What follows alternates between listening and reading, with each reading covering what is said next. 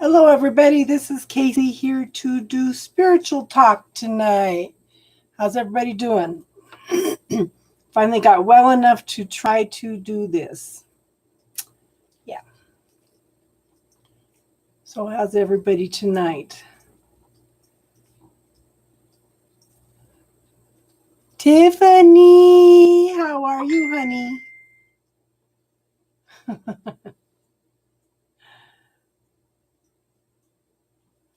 Trying to...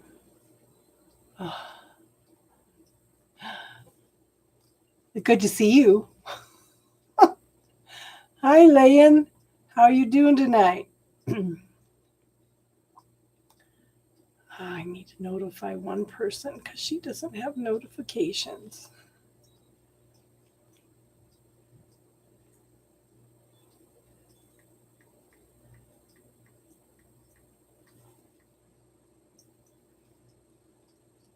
Snow Queen, how you doing, honey?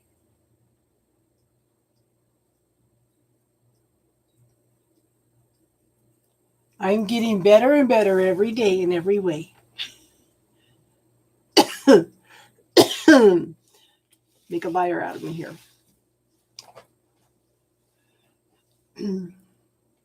How's everybody been?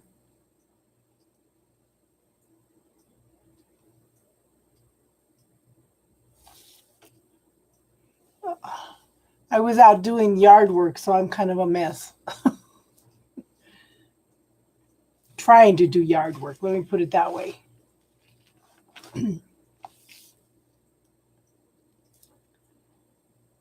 Yes. Yeah, I've been pretty sick the last couple weeks, so it's like I venture out into the world one time and got sick.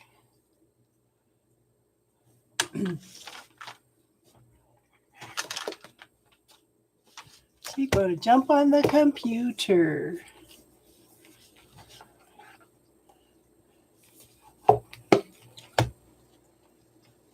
I don't have any angels to work on tonight. You did yard work today too?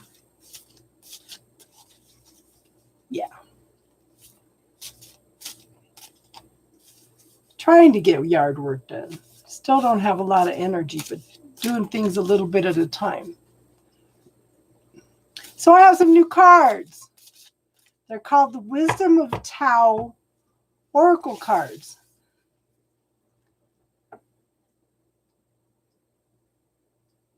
Okay. Who wants a card? We'll do these tonight.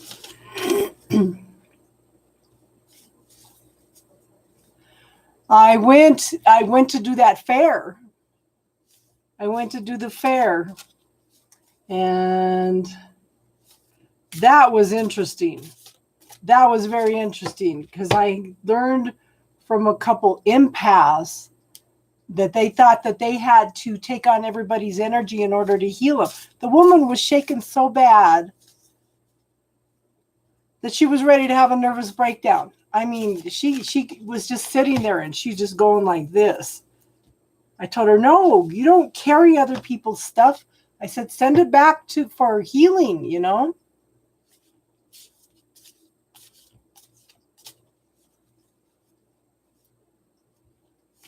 Send it back to God for healing. She says, I didn't know that. I thought I had to carry all this. It's like, oh, wow.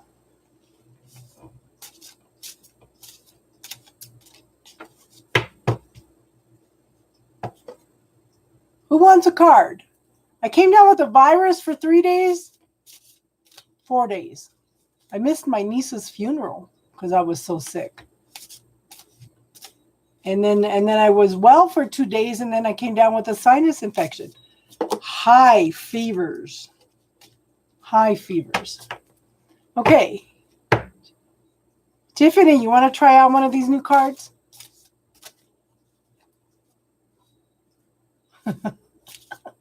That's okay. The Wisdom of Tao Oracle cards. Now, these give advice. Not COVID.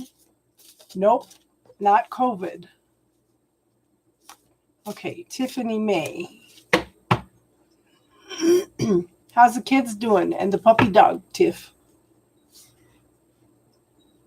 Oh, what's going on?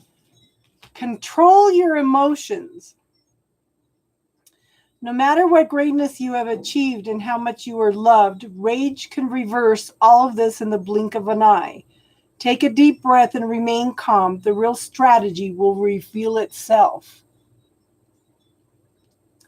Starman Tarot out of state. Wow. Does that fit, Tiffany? Snow Queen, did you want one too? Who else is here? Is Layan still here?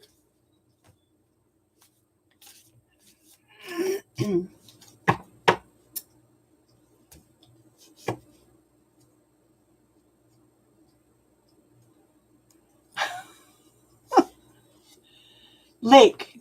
The fall season and the fertile energy of the West brings you prosperity. All of your efforts are coalescing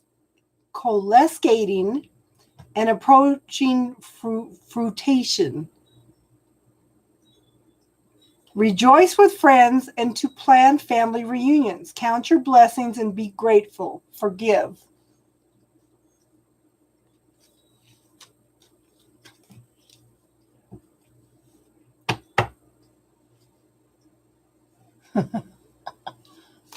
Who else is here? Who else wants a card?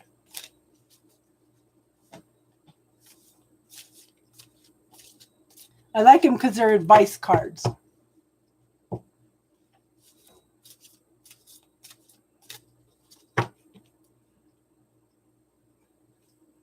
Hi, Aaron. Okay, so I'm going to pull a card for Aaron. Actually, that should have been mine. I pulled one for me. Earn it. Abandon your ego and work toward your goal one step at a time. Education, virtue, diligence allow a soul's inner wisdom to manifest itself. There's no shortcut. You must earn it. Okay, Aaron.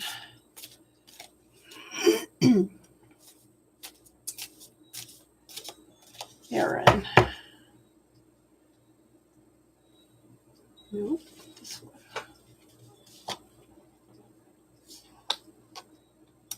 Oh, Aaron, change your lifestyle.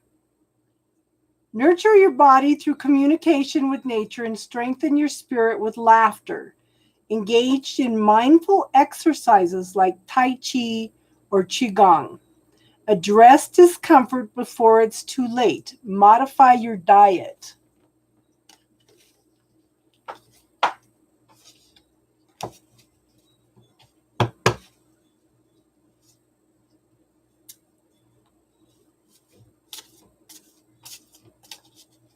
I'm supposed to go, not this weekend, but the next weekend I was supposed to go do another fair for 2 days. And it's like, do I really want to take a chance and get sick again?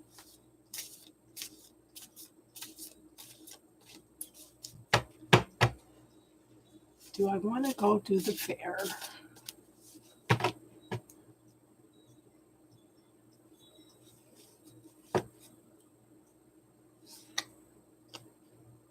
Cease your complaints and work as a team instead. You will breed unnecessary stress and pressure if you expect others to think or behave like you. Be empathetic. Everyone has a role to play.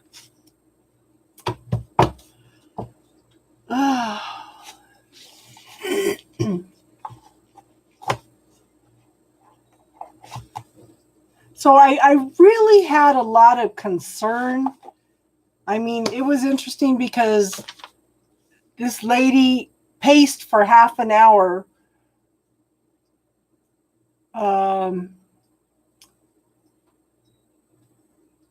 It was the last day, and it was pretty quiet on Saturday, and then Sunday, all of a sudden, everybody hit. She paced for half an hour waiting for me to finish a reading for somebody. She goes, I just got to talk to her. And then when she was talking about how she was an empath and she had to carry all these burdens and all these illnesses for people, it's like, oh my God, I was shocked.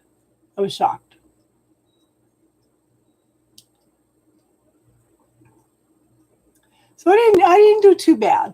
it was quiet on Friday and Saturday, and then Sunday the weather was nice and everybody was coming out. So, and that's the first fair I had ever did.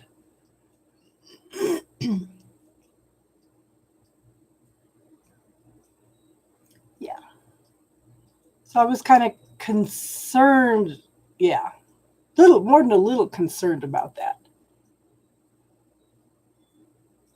So I kind of wanted to ask everybody, what kind of beliefs do you? Oh, I'm not kidding, girl. When she sat down, she was like this. She says, my anxiety is just off the wall. I feel like I'm going to have a nervous breakdown. She was just flabbergasted when I told her, you don't have to carry all that. Release it back to source for healing. Yeah, she was, yeah. So I had a couple readings. Okay, one of the gals, I don't even ask about twin flame. She goes, this guy, she goes, he's not coming back for another year. I said, yeah, well, that figures. And she says, he doesn't understand what this connection is between you two. So that's funny. And then she wanted $85 to do a ritual, a meditation to see what I needed to do. I said, okay, well, that's not happening. So then I went to another one.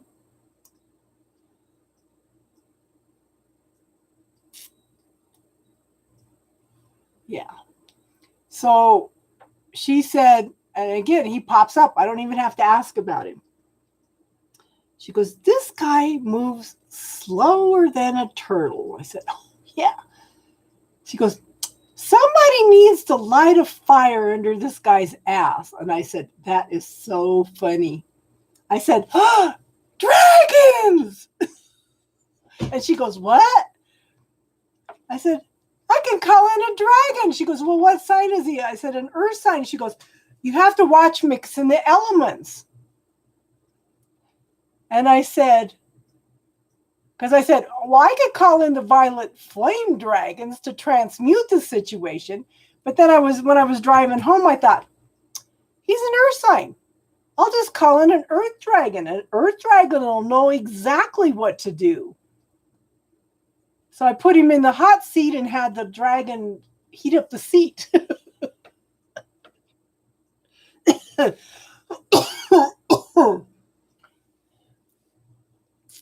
Tiffany, use that little purple tornado up at the crown chakra. Start pulling out some of that stuff out of your head.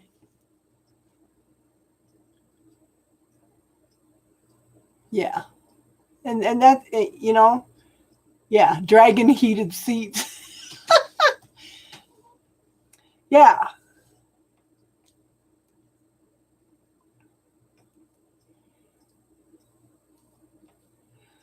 Yeah. Now I messaged one of my people, okay, and told her, I said, try having his dragon from his sign go in and light a fire under him and see if it shifts the energy any. That's funny.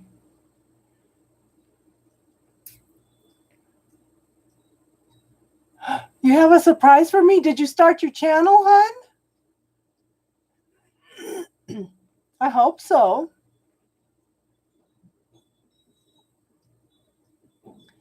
Fire.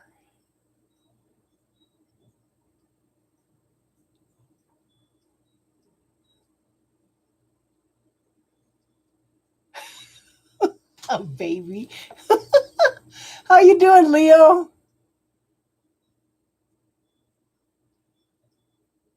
What's your surprise, Casey?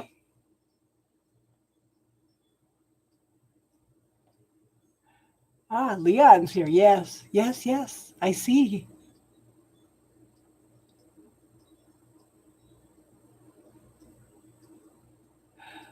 It's good to see you, Leo Fire.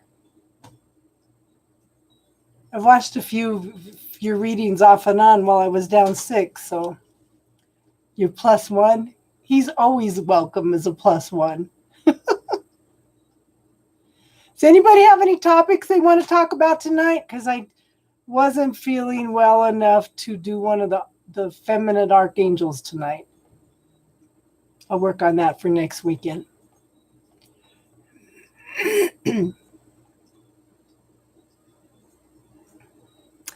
Yeah.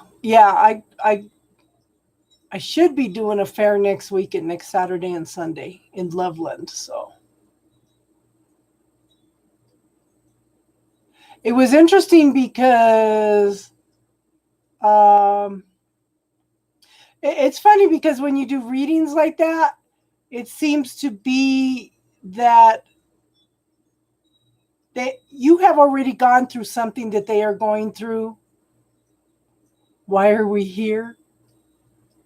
Is love? Yes, love is always the answer, and we're here to learn and grow and expand as spiritual beings. But it's funny because the people you draw to you are going through something that you've already gone through. Okay. I had a bunch of people that were going through domestic violence, and I was able to give them some resources and stuff too. That seems to be a theme the last month. Because you don't think you have any resources anybody can reach out to. And I notice there's a huge difference between what they have here in the United States and what they have in the UK.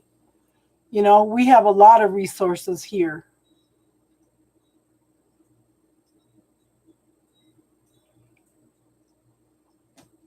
And yeah. And it's interesting because I was watching one lady, I watch people's eyes, okay? When I was teaching her, no resources, college Gemini.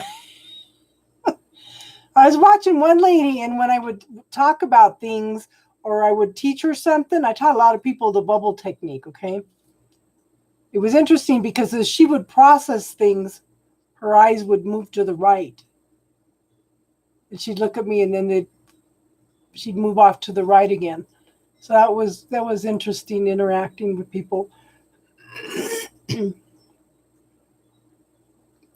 Yes, 5 people and 5 likes.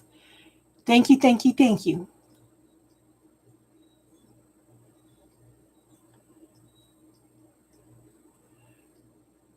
No resources, call Casey. She's a mover and shaker.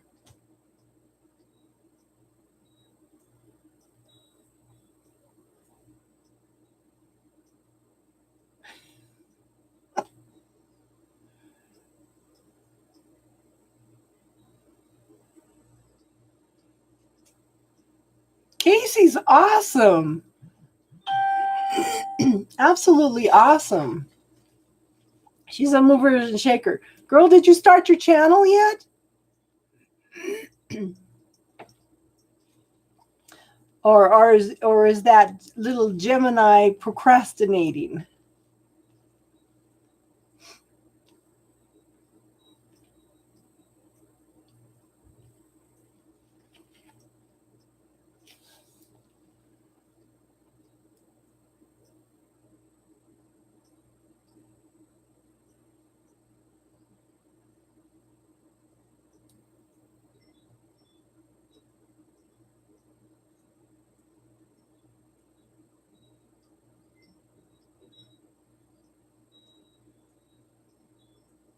Yes.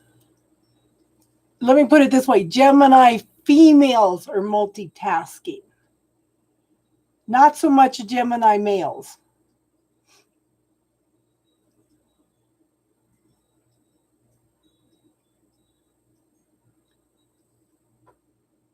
Yes. We're all waiting, honey. We're waiting for you to get it started.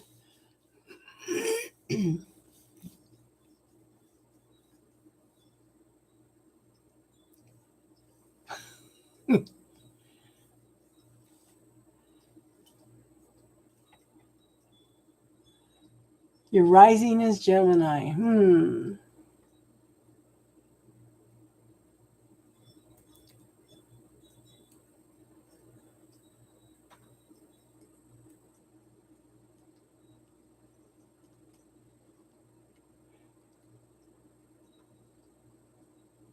Hey, we're all just waiting, Casey. We're all just waiting, hon.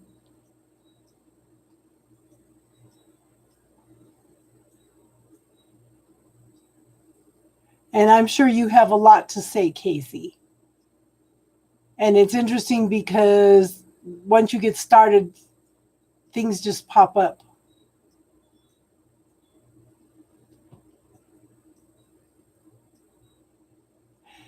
Good night, Leo Fire. Thank you for stopping in.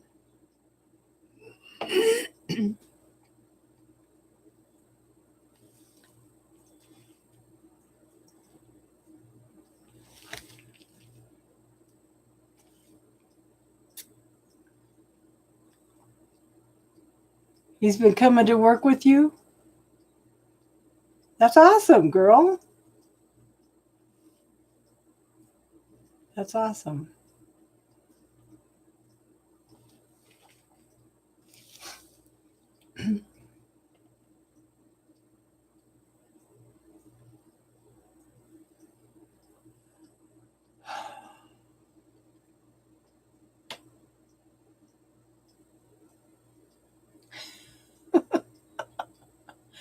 Casey talks all night. I'm telling you, if this girl gets a channel started, yeah, she's got lots of information.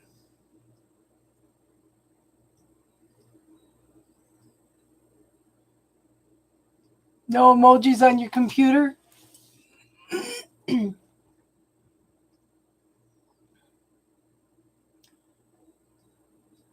Girl, well, you could set out a certain topic to talk about. Sometimes I come in here with topics to talk about. We end up talking about everything else. You know, it just depends on what everybody's week has been like and what kind of questions they have. But you could start with a subject and you know, and ask if they have any questions or anything.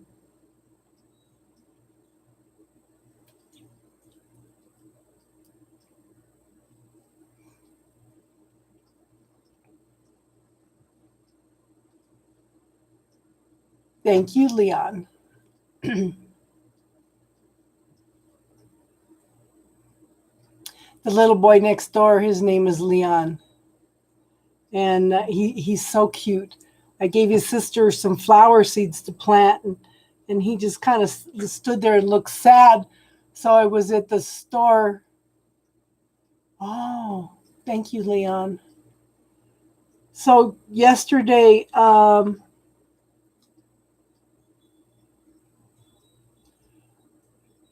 I bought him some gourd seeds.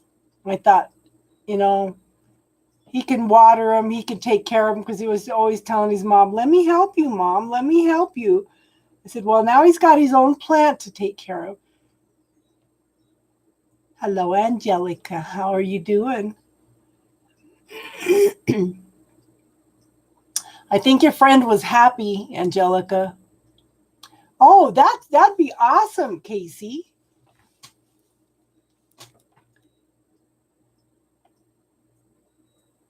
That would be awesome. We could all use some life hacks.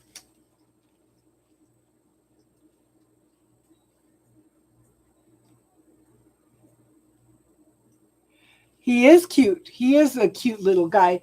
And he's so funny. And I gave him those seeds and he was bugging his mom. Mom, can we open them now? She goes, well, we got to figure out where to put them. Because her and I are doing a co-garden. We took it down part of the fence in between the apartments. And he's a pistol. He's a pistol.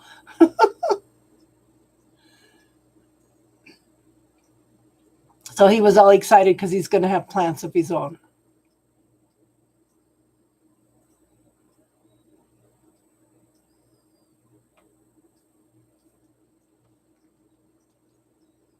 I don't know if it's possible, but I was talking to my niece. Like I said, I was too sick to go to the funeral. I got up Thursday morning and was freezing, and my daughter kept saying, it's not hot in here. And then I went to the doctor. By the time I got to the doctor, I was running 101 fever. And by the time I got out of his office, I was having troubles driving home. I was so out of it. So I never made it to the funeral. And I said, I wonder if I created this so I wouldn't have to go and deal with all the drama.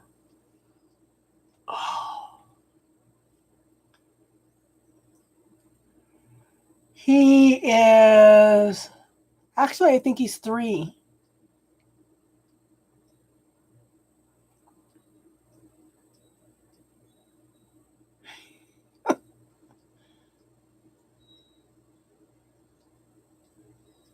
Yeah. He's a character. And he tells me, Casey, can I pet Tinkerbell?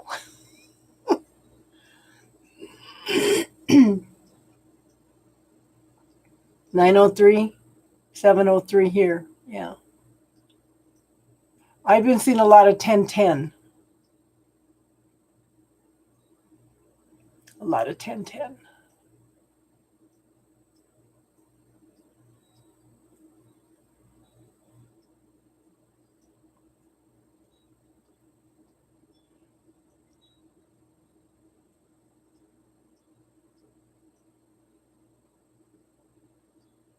Oh, Tinkerbell's my dog.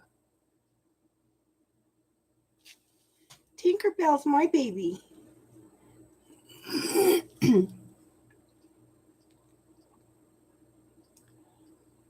She was so upset. I was so sick for the 4 days. I slept on the couch every night instead of going upstairs. I just didn't have the energy with that high fever to get upstairs. So she was all upset because we were sleeping downstairs. It's like, no, I want to go upstairs. My bed's up there. Yeah, he talks very good for 3. And busy boy. She was trying to move some bags of topsoil, and he was picking them up and dragging them. 1234. Did you look up the number for 1234, Tiffany?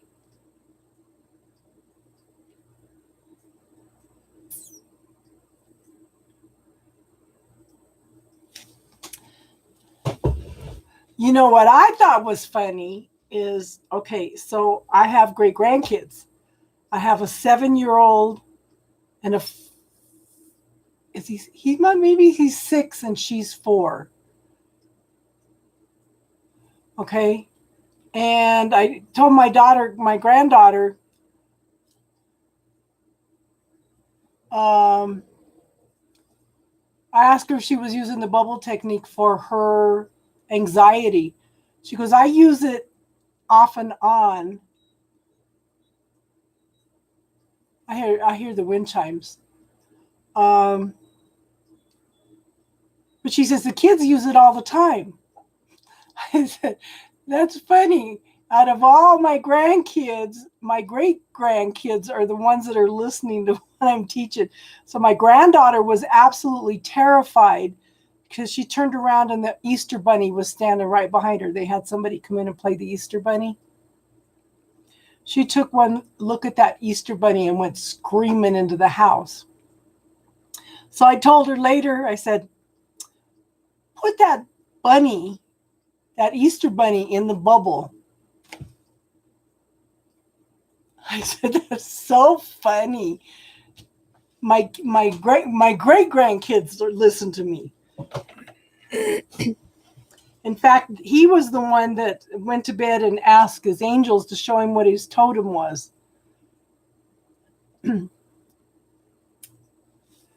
Okay, so bunny can represent a couple things. Okay. Bunny can represent fertility, for one. And the story for the Native Americans is they call the bunny or the rabbit, 76. the story I have is the bunny or the rabbit is called the fear collar. Have you ever owned a bunny?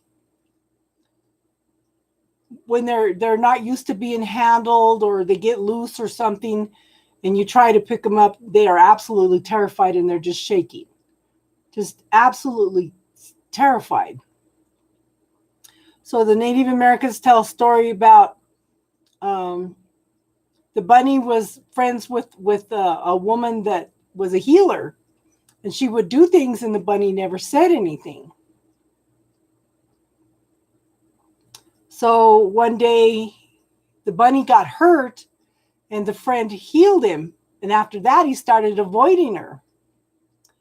And she says, "Why are you avoiding me?" And he says, "Cause I'm scared of what you do." She goes, "Okay, fine. I guess we're not friends anymore." She says, "From now on, all your fears are going to catch up with you." So what happened is the bunny would be out there and see the eagle flying in the sky, and it would say, "Oh, Mr. Eagle, don't eat me." And the eagle didn't hear him, so he'd say it louder. Okay. "Oh, eagle, don't eat me." And then the eagle, he would catch his attention, and then the eagle would come down and eat him. So they call him the fear collar.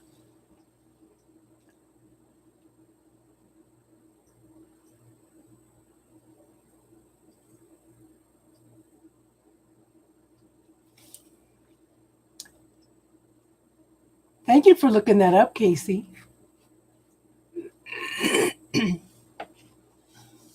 With a family like mine, you have to be strong and resilient.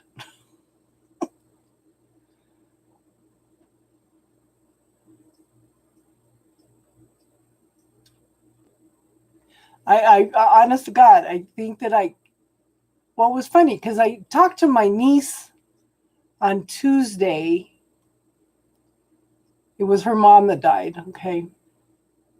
And she was telling me everything that was going on. Her energy was so heavy. And of course, she's grieving. But honest to God, I think I picked up that virus from her over the phone.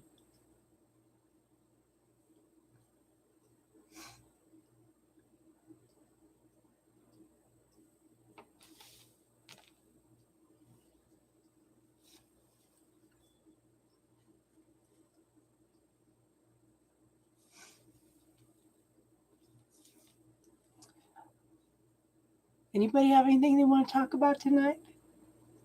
Take a while, but you will smile. I know this very well. So, is it hate or do you fear death?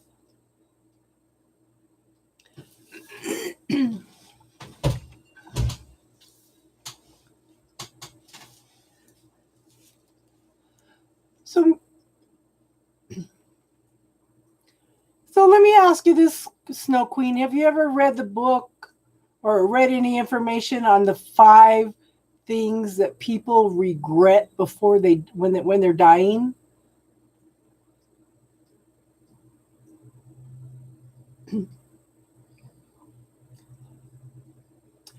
They wish they wouldn't have had so much fear, okay? And that they would have done more things that they wanted to do and just let go of the fear, okay? The regrets of not doing it was worse than doing it.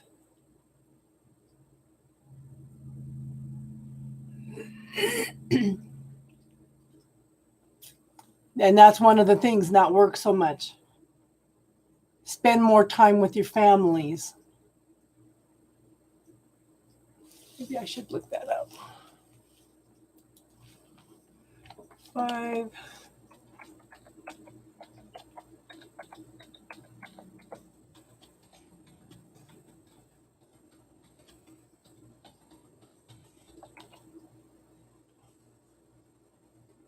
Five top regrets. I wish I'd had the courage to live a life true to myself, not the lives others expected of me. Number 2, I wish I hadn't worked so hard. Number 3, I wish I'd had the courage to express my feelings. I wish I had stayed in touch with my friends. I wish that I had let myself be happier. Let's see what the other one says. There's the top 10. Let's see what this one says. I wish I'd lived for myself more. I wish I didn't work so hard. I wish I didn't hold back my feelings. I wish I were happier. I wish I cared less of what others think. I wish I didn't worry so much. I wish I took better care of myself. I wish I didn't take life for granted. I wish I lived in the now.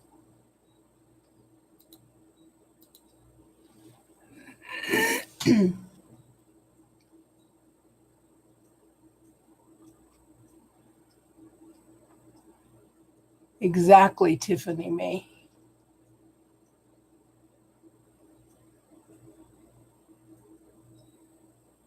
Yeah. So I was talking to somebody the other day. He had called me and asked me some questions because he was missing some money.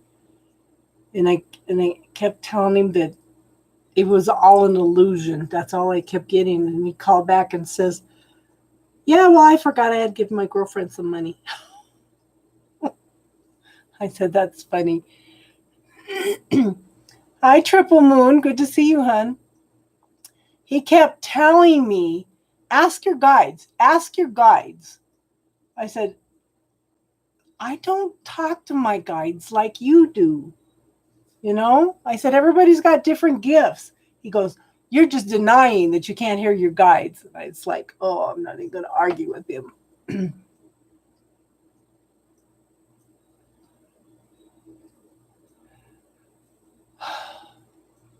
Anything that is unknown is feared. Oh, Ben, how you doing?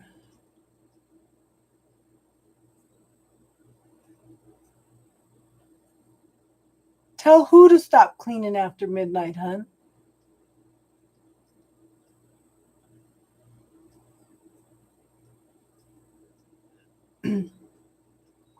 Welcome, everybody.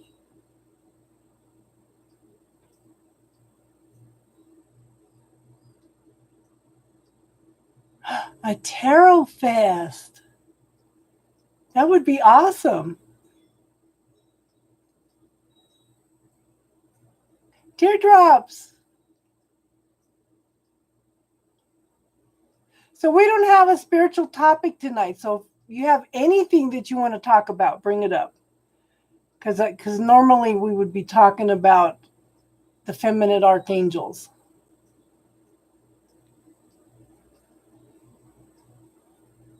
Girl, it's not just spirits. If you've got some little ornery fairies in the house, they take stuff too. Fairies and gnomes and brownies. We used to have I lived in a house that was on a vortex. And my oldest daughter would be home by herself, and she'd have a little man about this tall peeking in the windows at her.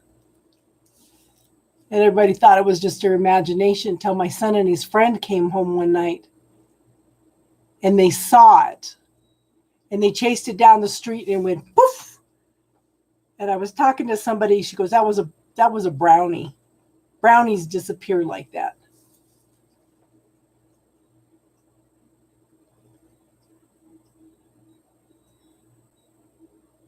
Welcome, Alban. On Friday nights, we do spiritual talk, whatever you want to talk about.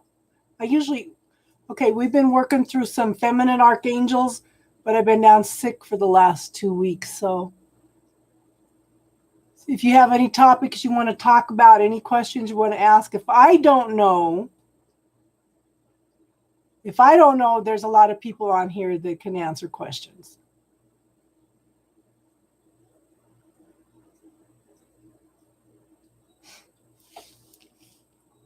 What things, Snow Queen, are you talking about brownies and stuff? Those are earth elementals.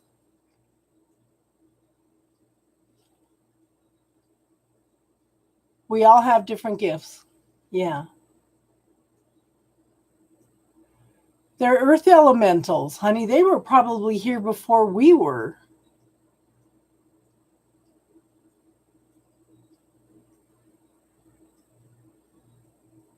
No, not everybody sees them. I got up and I slept in my son's room one night when I had my house. And I woke up in the middle of the night and it's total darkness in there. And I'm seeing little flashes of light, like something's walking across the floor. And I said, that has got to be a fairy. Got to be a fairy, because I do not have two-legged mice with iridescent feet. And my granddaughter used to see the fairies too over there.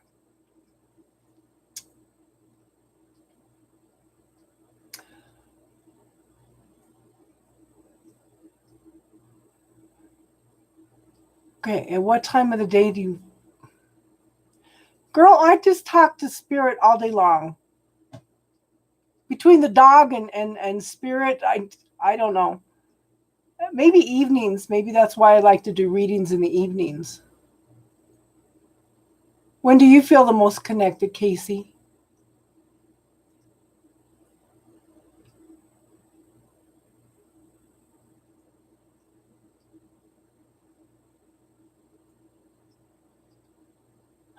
All band does readings?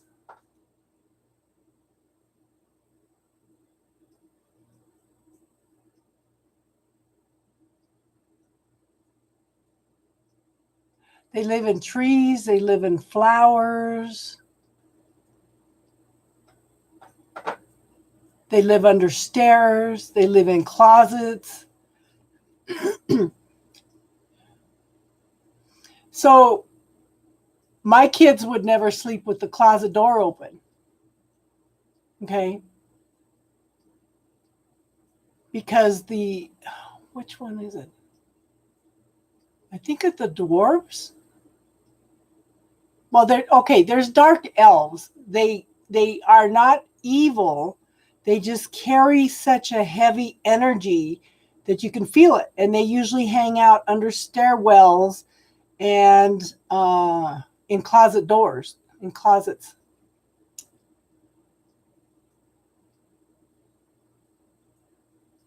You start hearing things, yeah. I've had some interesting dreams lately. How you doing, Jason? Oh, man, this man is moving and shaking his whole life around.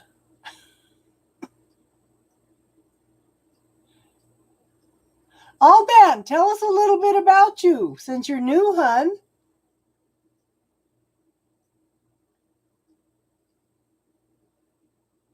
Oh, I would never watch Twilight Zone Triple Moon.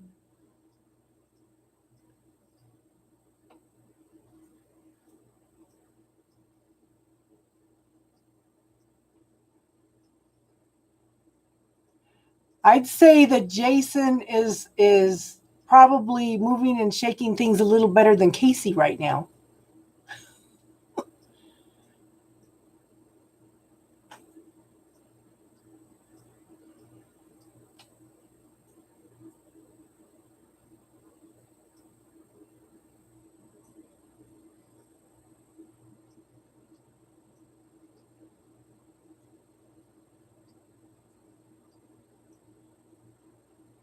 Ooh, you know what? I was funny about that.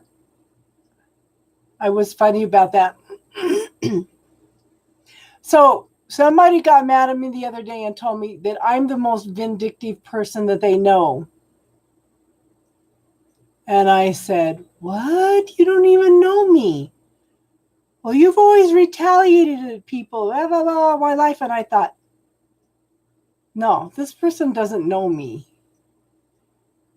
Because my mom terrorized me with the idea of karma. And then whatever whatever you said or did, God was going to write it down on a little cloud and you were going to pay for it. I would not stick up for myself. Okay. I let people walk all over me. I did everything I possibly could to avoid any confrontation, everything.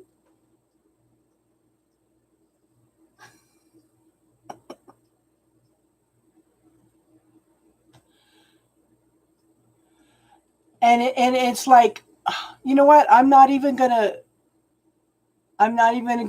go there. I'm not even going to buy into that energy because that's not who I was. That's not who I am.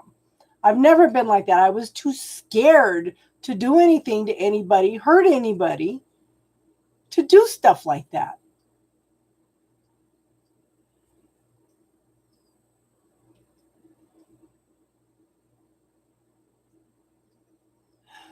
Okay, so you need to reframe that a little bit, Jason. Okay? The universe is not throwing things at you. You're opening up to new possibilities. There's a little different. Okay, Alban. Hi, Kelly. How you doing, hon? Okay, I have these new cards. Wisdom Tarot. Okay, they're like advice cards.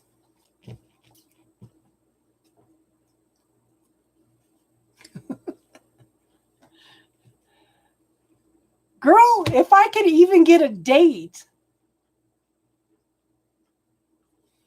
Okay, I can't even get a date. It's been 20. I haven't had a date since 1990.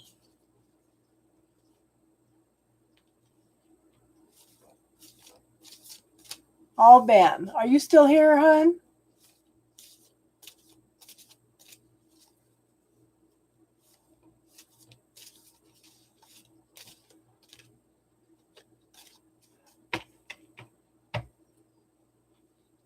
You still here, Alban?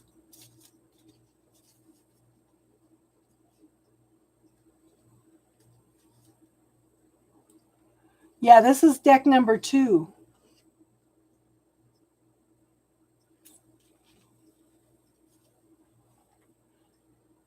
Okay.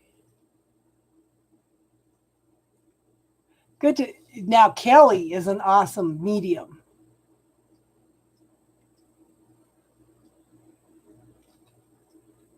Okay, so Alban, it says deception.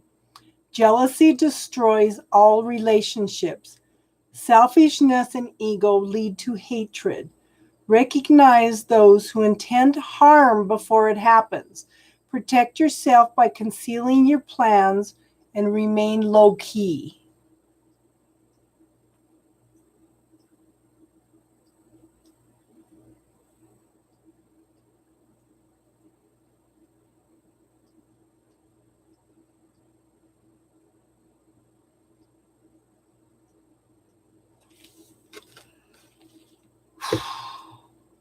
So that made sense, hon?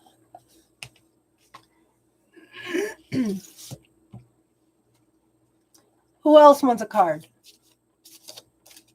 We might as well play with them. Okay, did that make sense, Alban?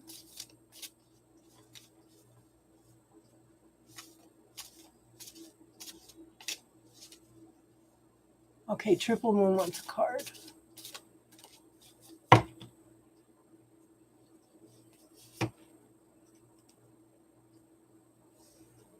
Okay. Thunder. The spring thunder awakens the land. Auspicious energy from the east brings vigorous growth to all who have planted in life. Cast off the energy that no longer serves you and create new strategies. Finalize your ideas, get moving. There is no time to waste. Okay, that was for Triple Moon. Jason, and then PK. You were drawn to Triple Moon's energy? Yeah. Yes. Okay, Jason, and then PK, and then Jason, earn it. Abandon your ego and work toward your goal one step at a time. Education, virtue, and diligence. Allow a soul's inner wisdom to manifest itself. There is no shortcut. You must earn it. I got that too. Kelly's a medium too, Triple Moon. Okay, PY. Yeah, lots of mediums here tonight. Welcome, everybody. PK. PY.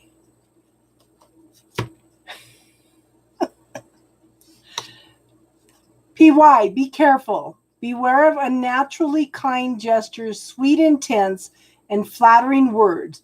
Your scenario may not be as transparent as you think. Avoid unpleasant energies if possible, especially those who are seemingly threatened or bothered by you. Okay. Okay, one card. You want me to pull one card for both you and Leon?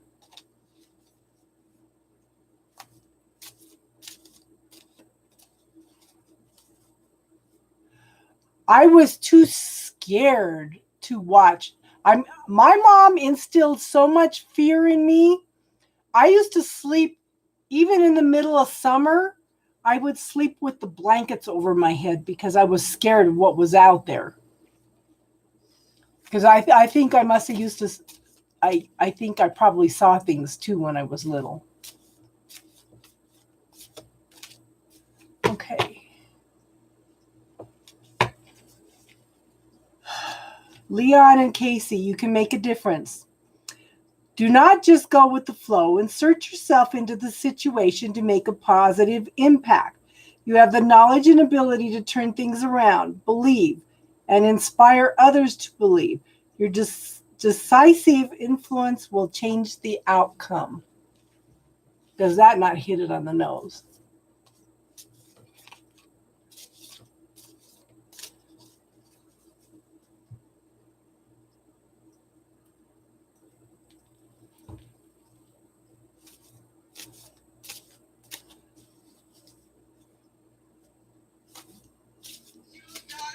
Oh, shoot.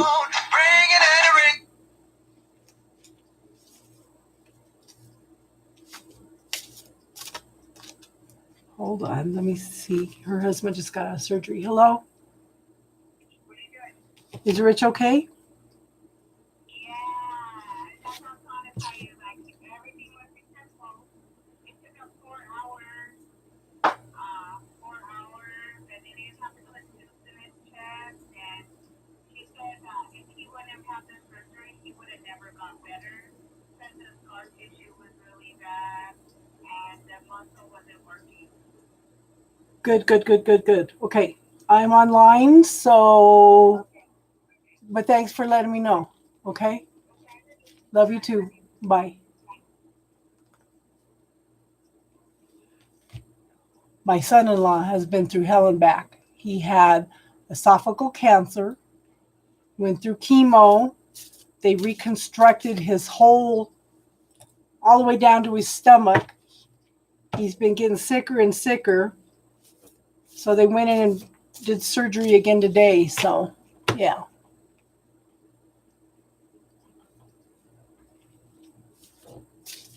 You're welcome, Jason. You're welcome, all man. Did that make sense?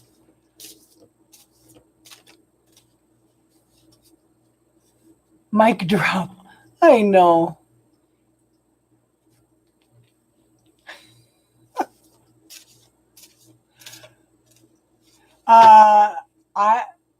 He was having a lot of troubles eating. So what, I don't know if you heard, he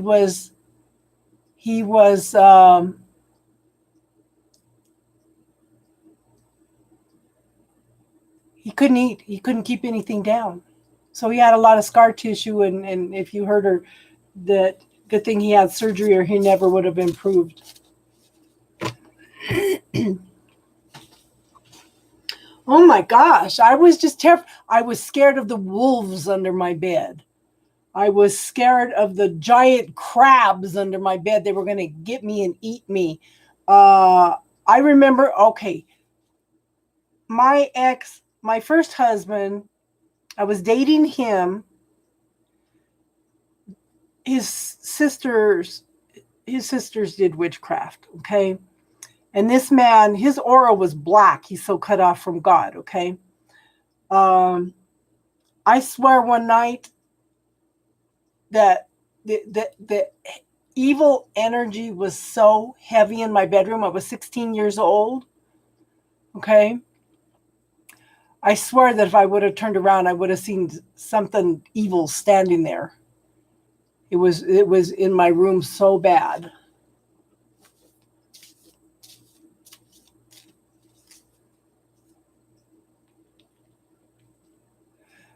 They had him pretty much eating food, but he just, yeah. Who else wanted a card? No, I don't have that Thoth tarot. I was never drawn to that. None of us like evil, hon.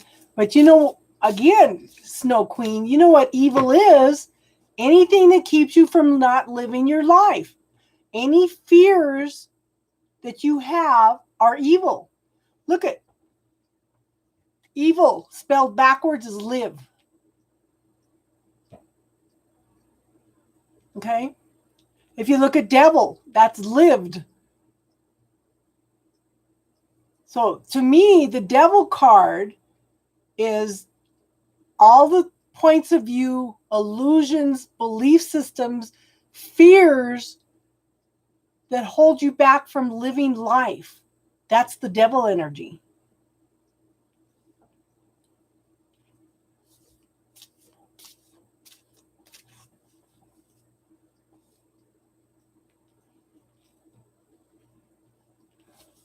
Yeah, he's you know, and people say, "Oh, now you're cured.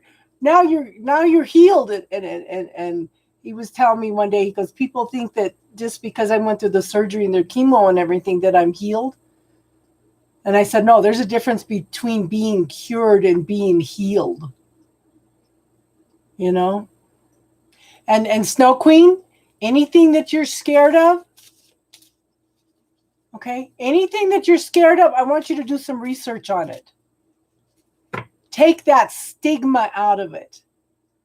You know, I was always terrified of spells when I was younger. But now that I'm older, I did some research on it. I won't do a spell, okay? But I did some research on it. And it took the stigma out of it. I wasn't scared of it anymore.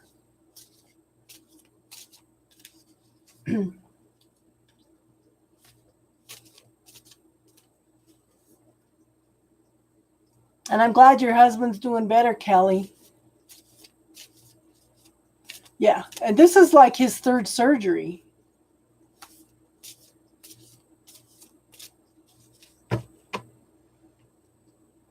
Nobody likes evil stuff, but you know, that's like I use Tiffany for an example all the time. She would jump up on her bed because she was scared to death of what was it, Tiffany? A fire cricket? A devil cricket? I don't know if she's here. She's absolutely terrified him. She used to get on her bed and she wouldn't get off her bed. Once I told her, do some research on it. Okay? Do some research on it. So she looked it up and it was talking about it's actually something lucky. Yeah, devil cricket. Yeah. So once she looked that up and seen what the meaning of it was, didn't they quit coming around, Tiffany? And a little house lizard. But once she looked up the meaning of it and lost the fear of it, it quit coming around. So anything that you're afraid of, do some research on it.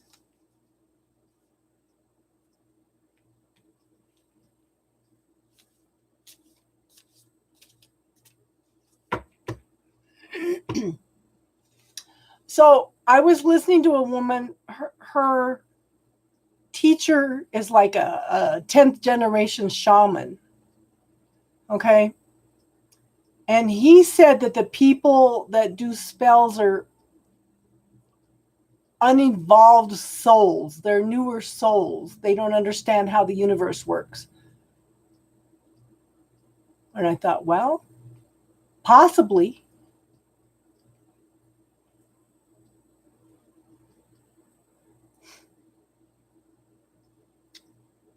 No, no, this guy will never be 100% either.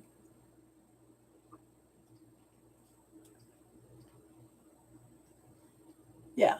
Well, if you look at spells, lighting a candle with a prayer on it is a form of a spell also.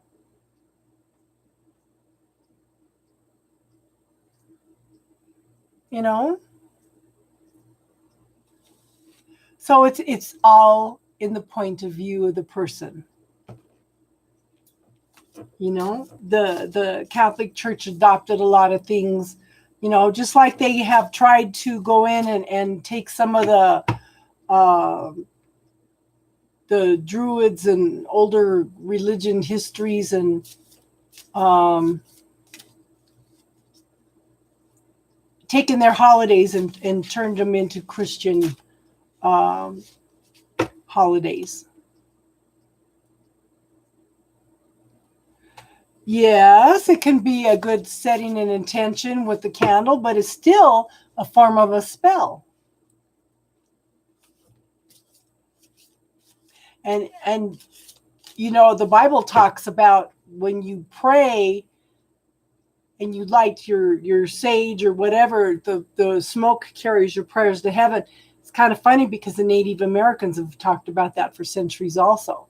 That's one of the reasons they have the pipe that they pass around, and people put their intention out there, and the smoke carries the prayers to heaven.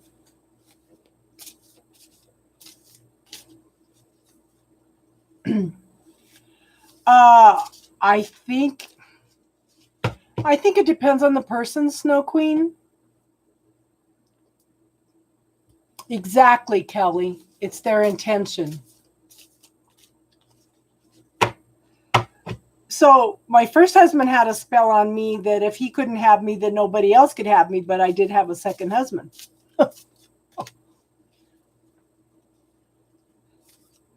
But he was in my energetic field. I had a reading done and she kept describing my first husband. I said, wait a minute. I kept going in and looking at cords. There was no cords. Then it dawned on me, he had cords coming in through his sister and our kids to me. So when you guys go in and cut cords with somebody, make sure that they're not coming in through family and friends also. It's a sneaky way of coming in.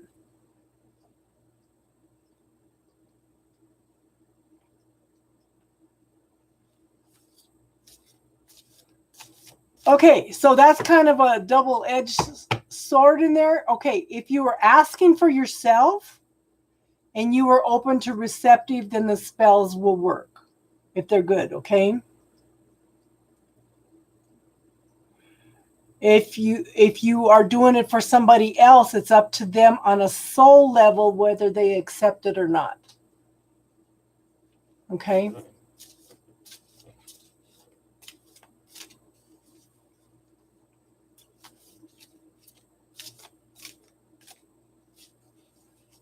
Did anybody else want one of these cards before I put them away?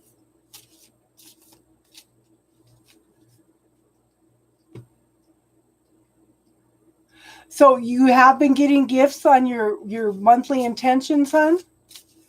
I know. I was thinking the other day that we missed last month and everybody's been coming in and out.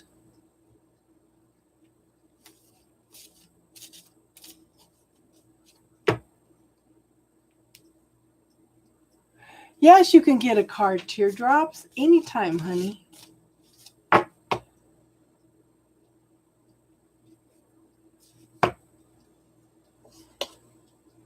Thunder, Awakening.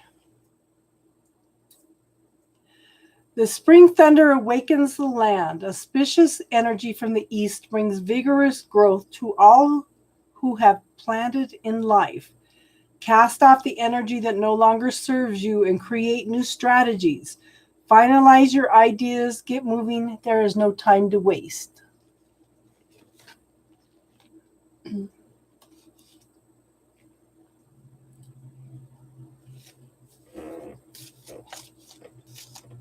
I don't know a lot about spells. I don't know a lot about sigils. Yes, be very specific on your manifestations.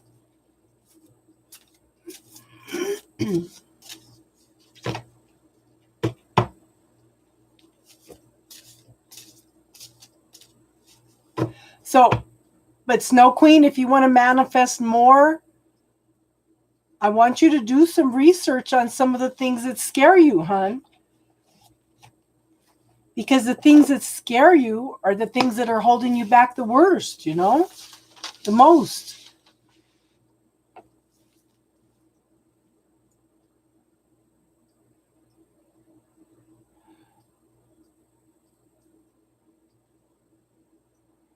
So if you're going to be specific, okay, this is my point of view.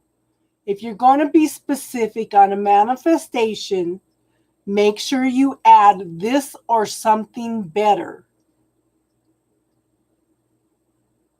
So the universe can bring in something that it sees that may be better for you.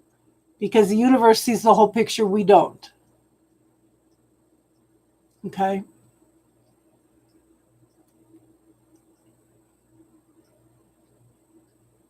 Mm-hmm.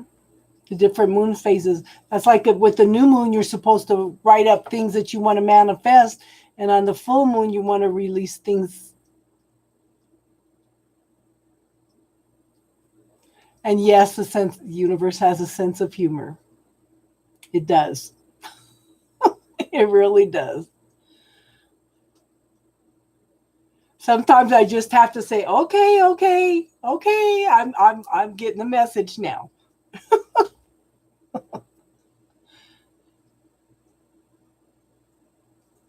Or when they come in and they delay you and delay you and delay you and delay you, you know, for some reason, and then it dawns on you, wait a minute, okay, there's too many obstacles, there's too many things keeping me from leaving. There's a specific reason. I said, okay, universe, thank you. Whether it was to keep me from having an accident or something, then thank you, universe, whatever it was. Well, when I got to the next town over, I ran into somebody that I needed to see. And there's somebody that wasn't usually in the area, didn't live in the area. And the universe had to coordinate that.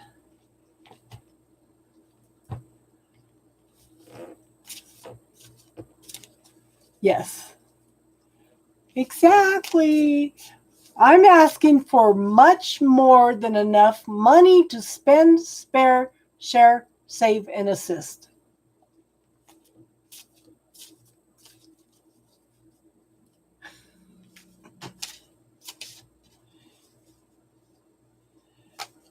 So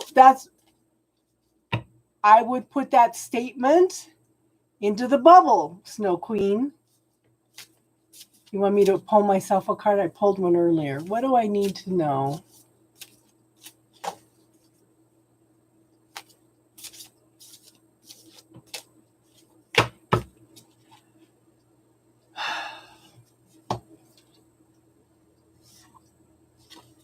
Mountain. The solitude from the northeast indicates a fresh new cycle. Yes! Meditate and reflect upon your accomplishments and lessons learned. Engaged in emotional and physical cleansing to elicit new ideas. Make the best of your timing. Into winter and beginning of spring.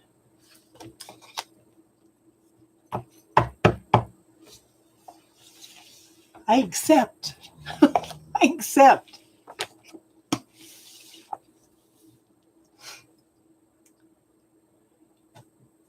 So, Snow Queen, how much of that proverbial banana peel is your point of view about things.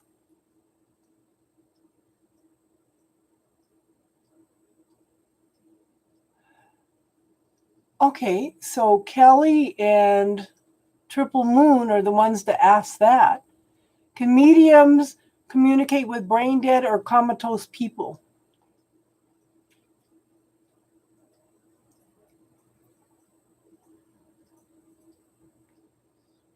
You know, I went in earlier. I did a reading for somebody before I came on. I went in to look for my classes and I couldn't find it. I said, what the heck? I'm missing everything. So I went in and looked under history and stuff and I found it. But when I actually went into the playlist, I couldn't find it. I almost called Tiffany. Tiffany, can you see it? Yeah, the bubble technique's amazing. I was teaching somebody today. Yeah. And I think the Snow Queen doesn't use it as much as she should. That's just my input. And like I said, all the things that you're afraid of, start doing some research on it, hun. Because if you educate yourself on it, then it takes out the stigma, that takes out the fear. I was like, you know, they talk about taking guns away. That's okay, Tiffany. I think what they should do is they should institute a program in junior high, okay, where they teach kids about gun safety. It teaches them respect for the guns, and it takes the stigma out of it of being a badass because you have a gun. That's just my point of view. Educate them on it. Because a lot of people that educate their kids,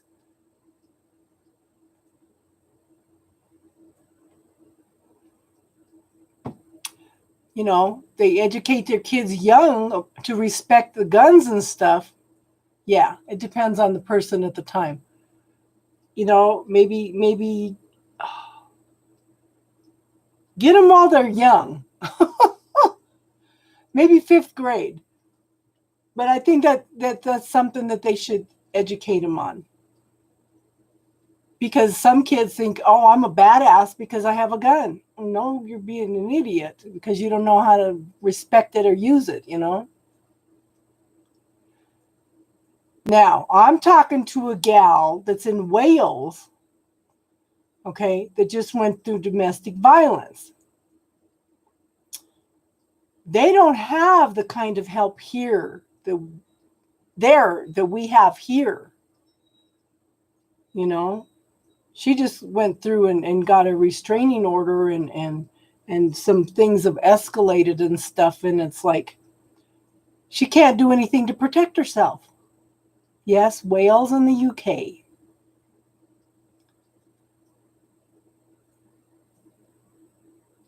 She says you can't have things like bear spray or a gun or anything to protect yourself, even though this person's threatening you. Yeah, I was just shocked. I was just shocked.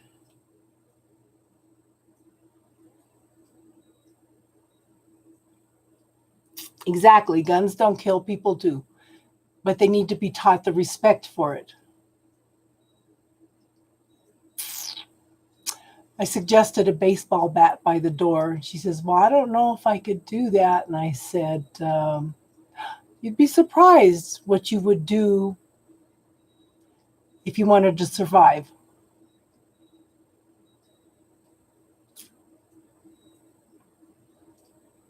And I got that idea from my son because when I got when I got rid of my second husband, my son slept with a baseball bat next to his bed every night because he was scared his dad was going to come back, but his dad was in jail.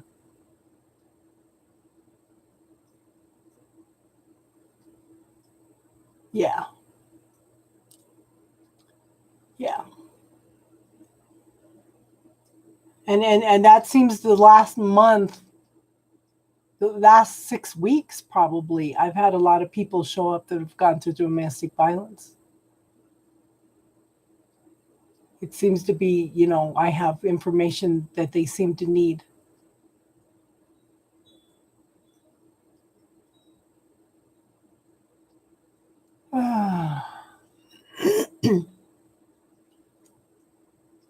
Well, if somebody breaks into your house here, if they're in the house, you have the right to shoot them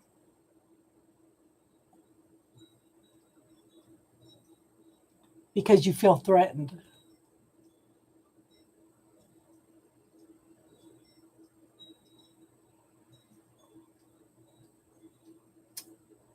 My dad always used to say, yeah, shoot him outside and drag him in the house.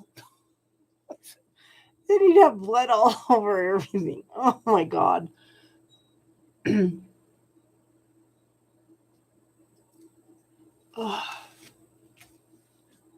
My dad had a lot of guns. My brother-in-law took them all when my dad died. He had German Lugers from World War II, everything.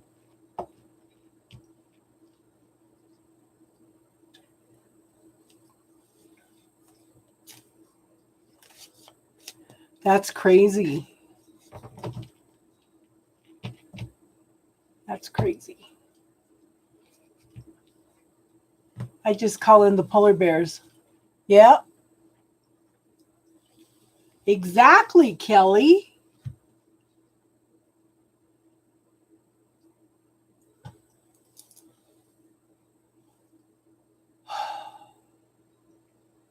I know, Jason. You have shifted your energy so much, and I'm telling you, hon, all these changes are because of you. It's not the universe. You are starting to allow these things to come in now. The universe has had all this stuff all lined up for you, but now you're open to receiving it. They don't respond to burglaries. Oh. Well, when this person called the police, they said, "Oh, did you fall down?" That's not cool.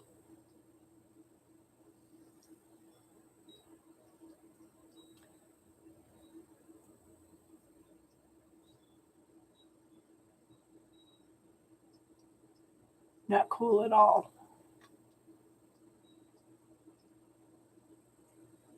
And my second husband was so stupid. He came home driving drunk one night. This is the largest county in Colorado. And he had already been in jail for a DUI. They pull him over. He gives them a fake name. And then another one pulls up and says, "Oh, I know this guy. That's not his name." Like, oh. And I was so stupid. So stupid.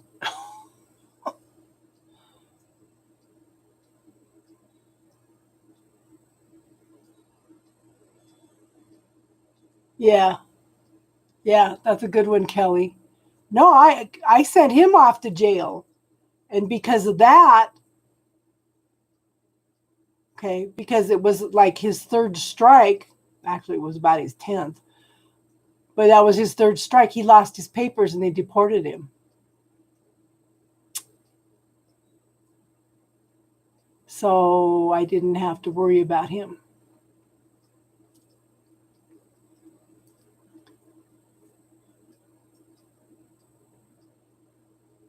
Yeah. So I lucked out.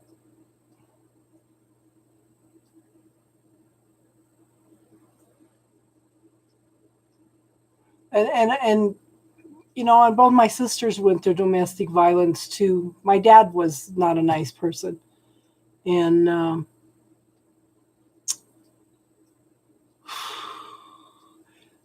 my sister finally got fed up after years because he told her either it's her oldest son or him. So she packed his stuff and kicked him out.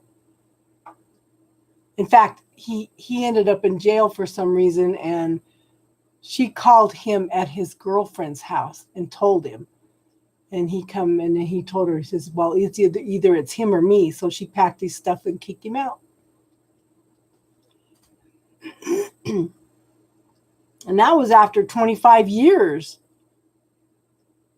Women are glutton for punishment. Ugh.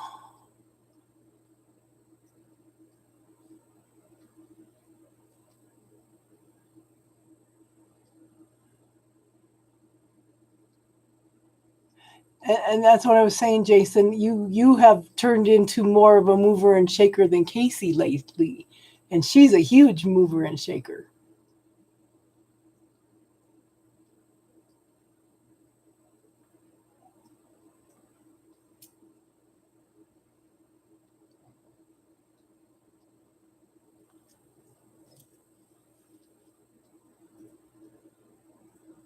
Yes, sometimes the trash takes itself out. That's what he did. And what he did to me my second husband, the last time, honest to God,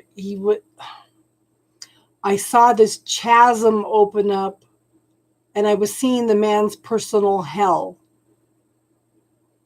The abuser is going through all kinds of hell, and they're taking it all out on you. But he went out, he knew he was going to try to beat on me that night. He went out and cut the phone cords. So my son could not call the police. That messed up my son bad.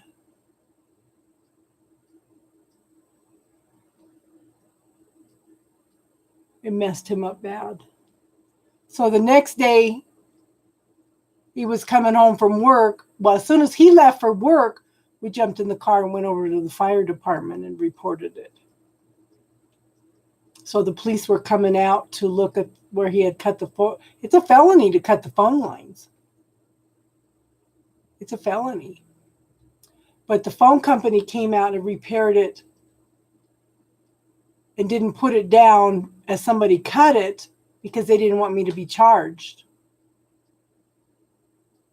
But the police came out to look at it after the phone company had come out. Yeah. It's bad, Kelly, especially when it's on all levels. Yeah, it was premeditated. So it was raining. He was coming home. We saw the truck coming. The kids were jumping up and down. Look, there he is. The policeman was out there. He was trying to go around the circle, and it was so muddy that he couldn't get out. They saw the police car at the house, and they took off, and they found him. It's the last time I saw him. But then he called from the freaking jail. He put the kids down on his call list so he could call me, and he goes, "Oh, you're mad?" I was hysterical. I called my victim advocate. It's like, so they cut him off. Yeah.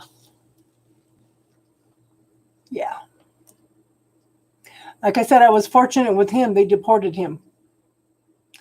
I have a restraining order on the first husband too, and he keeps trying to talk to me. And he's not supposed to do that, so.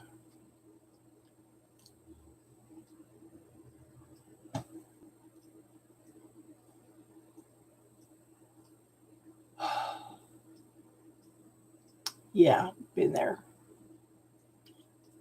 So, Snow Queen, I would put that in the bubble. The domestic violence knocked my self-esteem out.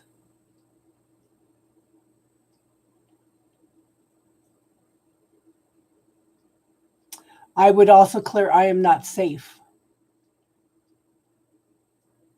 I think that one's a huge one for you, Snow Queen.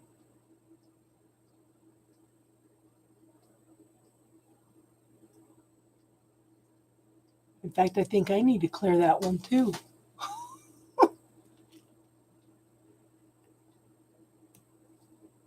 You started your channel? Good for you. Good for you. Okay. I need to clear this before I forget.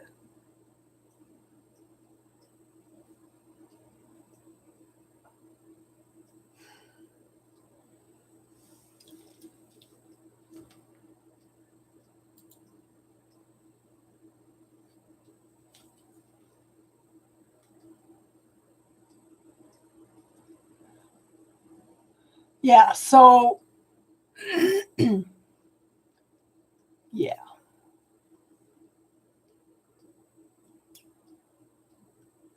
So my first husband knocked me on bed. I was 7 months pregnant. He was punching me in the stomach, trying to make me lose my oldest son. And he knocked me down, and my foot came up and hit him in a sensitive spot. And after that, he didn't beat on me, but the emotional, mental, psychological abuse is worse than beatings. But then women are programmed, if you love them enough, they'll change. Put that in the bubble.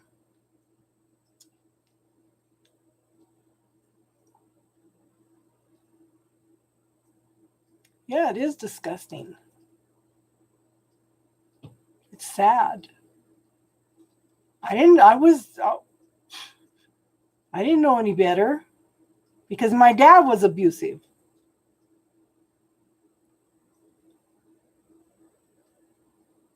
And if you believe that you love them enough that they'll change, it doesn't happen.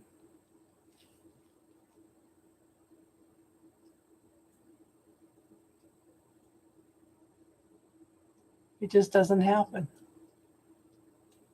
You know? And people say, well, I don't understand. I don't understand why you didn't leave. Okay, it's a whole psychological process. I mean, you could be the most successful, confident woman in the world, and somebody comes in and undermines everything you are very slowly. It's a whole process. But then my self-esteem was low anyway, you know.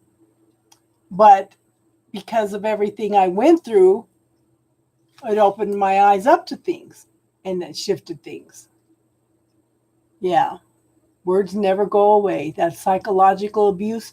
And that's one of the reasons that I like the bubble technique, because anything that pops up, I can throw it into the bubble technique and it starts clearing the energy right away.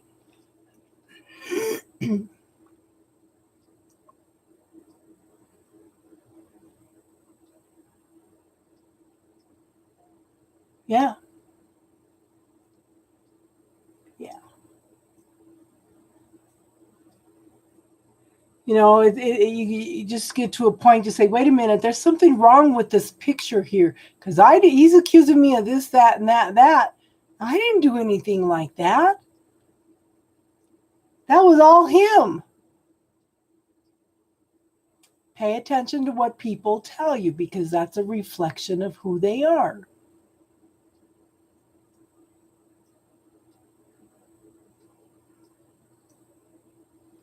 I have a granddaughter that's turned 21 today. Okay. About 6 years ago, she got involved with a boy that was a narcissist. This girl will not get into relationships. She says it's just not worth it. This guy did such a number on her.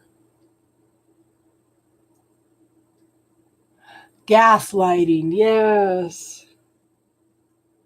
Yep. Well, you did this and you did that, and yeah. You said this and you said that. No, I didn't.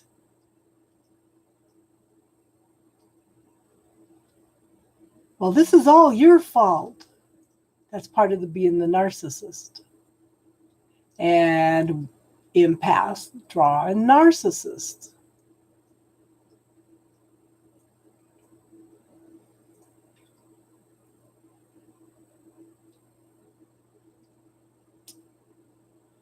And that's a reflection of who they are, not a reflection of who you are. That's like the person that told me I was vindictive the other day. And I told him, you don't know me at all. What do you mean? I've known you my whole life. No, I don't think so. You're looking at me from somebody else's perspective. Yep.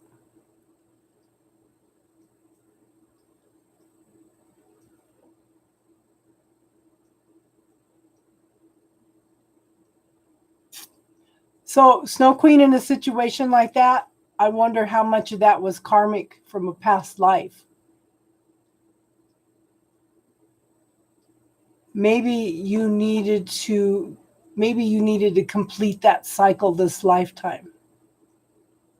Does that make sense, hon?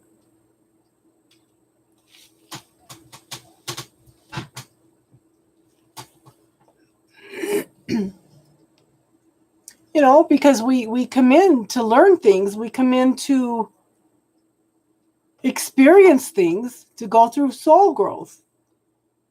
And I highly recommend everybody checking into the violet flame, because the violet flame helps transmute, karma.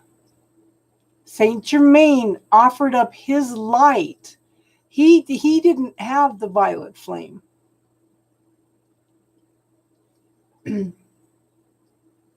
Oh, let us know when you're going to do that, Triple Moon. That's awesome.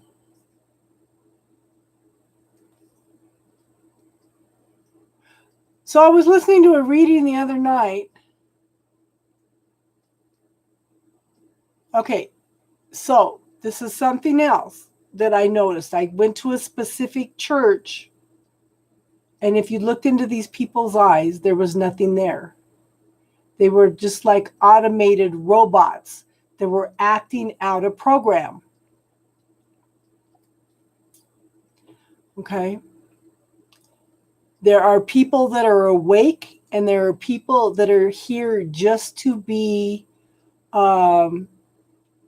supporting actors.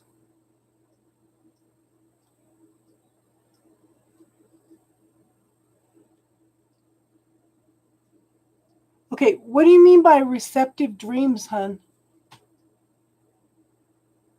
Repetitive dreams. Okay, so I hadn't talked to my twin flame in a long time, but 3 nights in a row while I was sick, I was told every night to send him what the bleep do we know. I resisted. I resisted for about a week.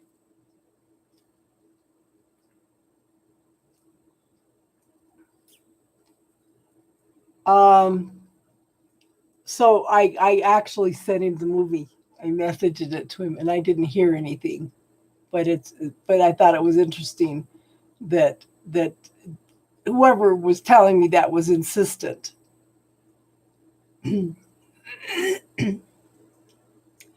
So yeah, okay. So what are the context of the dreams, hon?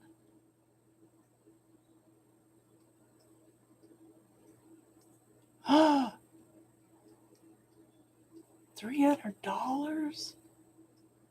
I still have to look up those love cards that I got. The name of them. 1978.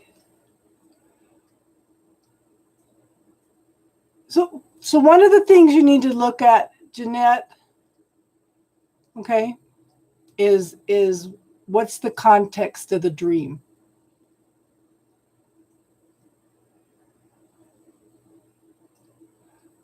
It's a very rare love cards that I just happened to pick up.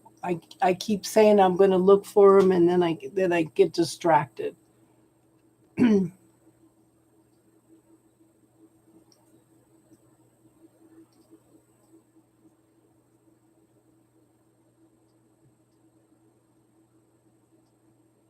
These are more like oracle cards, Triple Moon. Okay, so have you graduated already, Jeanette?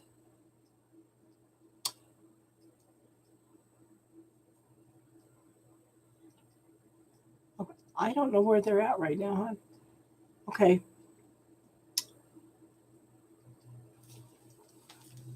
So my first impression, help me out, guys. Okay. My first impression when you were talking about being late to your graduation,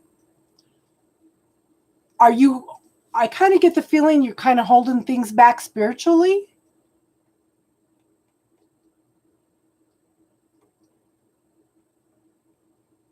Okay. And you're old. Okay. So it's the neighborhood you're in now in a random motel. Okay. Because buildings usually represent like different aspects of ourselves.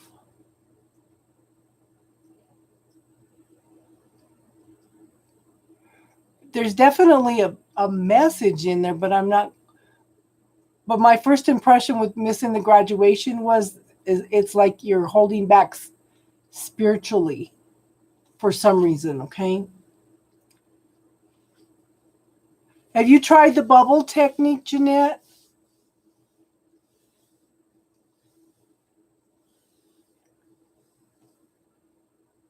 You could put that dream into the bubble and see if you could shift the energy.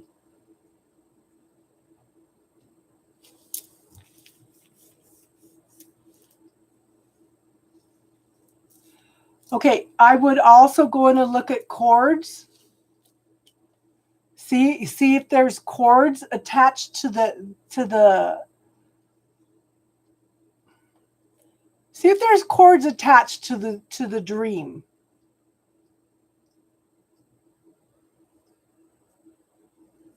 And a random hotel. Random hotel is like when you're traveling and you need a place to stay.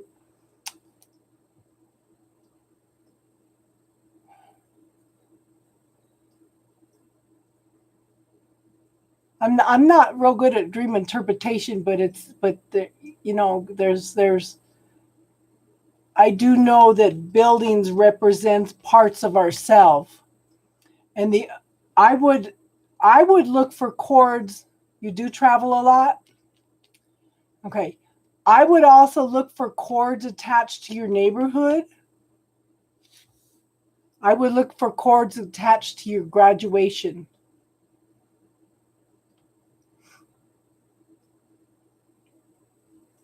But usually buildings are some aspect of ourself. Okay.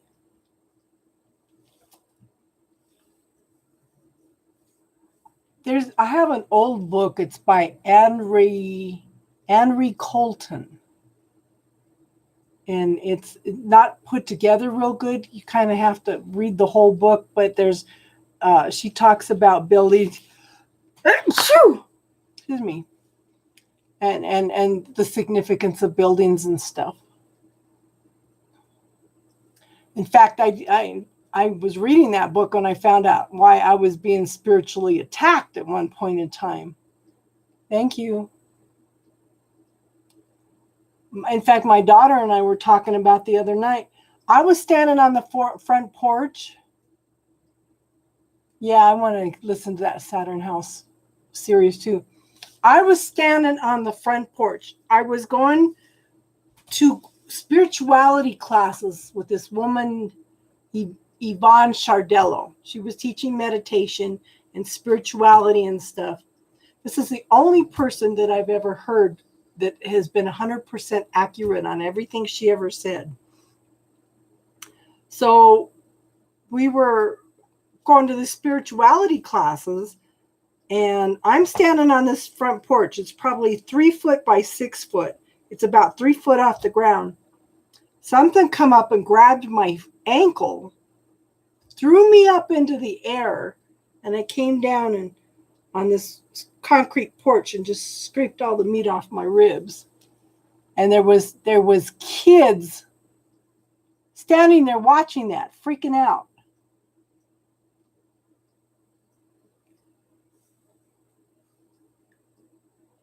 Okay. So, and it happened one other time. I got up in the middle. I had to be to work at 5 a.m. So I was getting up at 3, hitting the shower, everything. I'm walking across my room. There's nothing on the floor. My room is totally clean. I'm walking across the room to turn the light on. Something grabbed my ankle and scratched my leg. And I had to have stitches. And there wasn't anything around me at all. So, Jeanette, I want you to ask for extra protection around your empathic world and your dream world.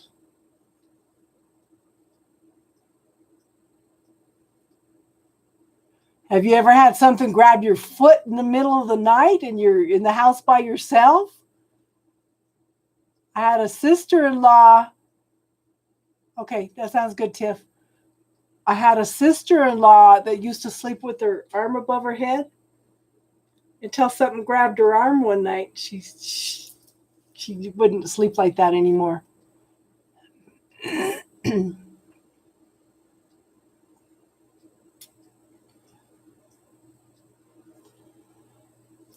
So try. It's like you have to clear the charge on all that stuff, hon.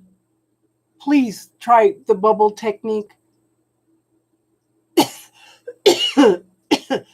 And if the bubble technique doesn't work, do some research on each one of the symbols, the awful things that you've seen.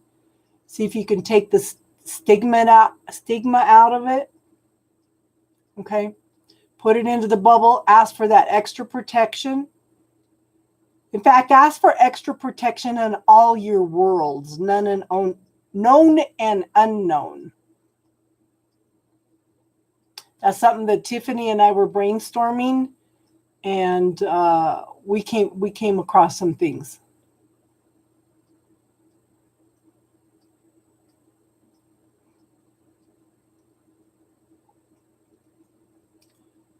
And I hope that helps, hon. Yeah. And Tiffany, you have a good night.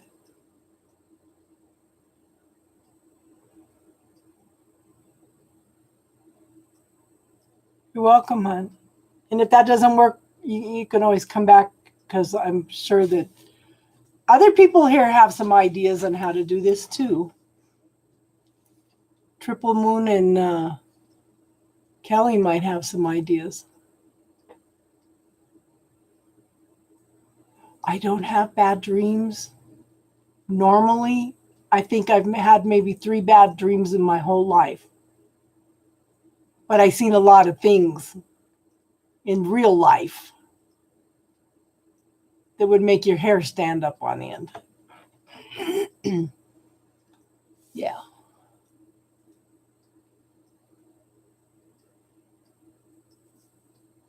Like I said, now, things that scare me, I do research on to take the stigma out, to take that fear out. It's not so scary once you learn about it. You know, and there's good and bad in everything. That's like Triple Moon was talking about earlier, about everybody say the devil, the tarot is bad. Well, there's good and bad in everything. You know, it's how you use it. It's your intention. And my intention when I do tarot is to help with healing, so you can to give you the information for you to make choices and decisions. You know?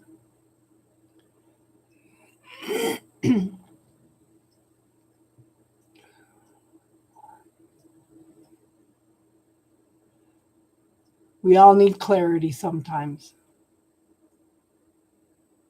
And I don't know how many of you were in here earlier, because I was talking about when I did the fair. I had 2 readings. The first lady says, well, your twin flame doesn't understand the connection between you two. And he's not coming back for another year. And I said, wow. I wasn't even asking about him. And then I had another reading. She says, well, this guy's around you. And she goes, somebody needs to light a fire under his ass. I said, dragons! She says, what? What? She said, what sign is he? I said, he's an earth sign. She goes, well, you got to be careful with mixing the different elements. And I said, because I was going to call in the violet flame dragons in order to transmute the situation. And then I was thinking about it on the way home. I said, no, there's earth dragons. If anybody would know how to transmute the situation, to do what another earth sign needs, it would be an earth dragon. So I called in the earth dragon in order to heat up him like in a chair, putting him in a hot seat. And it's so funny. The lady goes, "You're interesting to talk to." And I invited her to go to dinner with us, but then she had so many people and stuff. She emailed me later. She says, "Well, I got there late and you guys were already gone. So thank you for inviting me anyway." But that was interesting.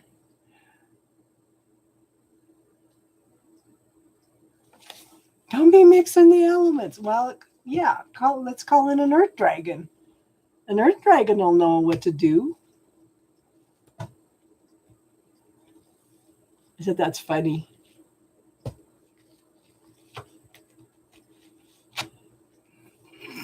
And then it came to me, okay, so I listen to readings. I've had readings done. What's weird is they're all saying the same thing. Clear down to the tiny little dot. Going into some pretty significant detail. And I thought, this guy's manifesting my readings.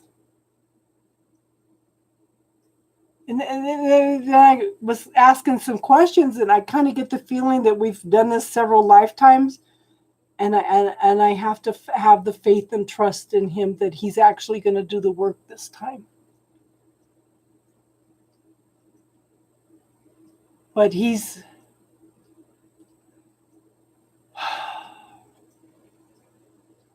okay. So first thing, Lucky Star.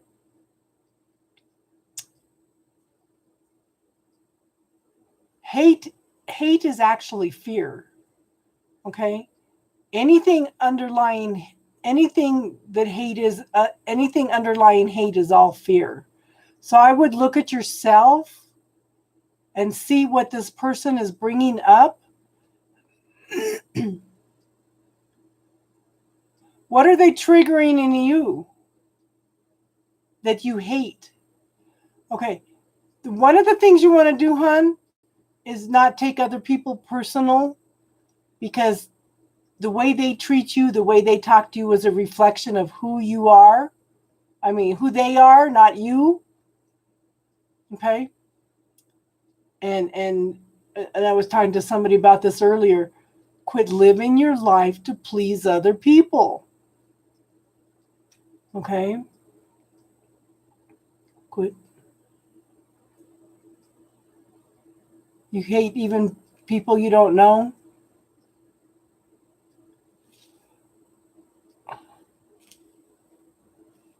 You hate the whole world.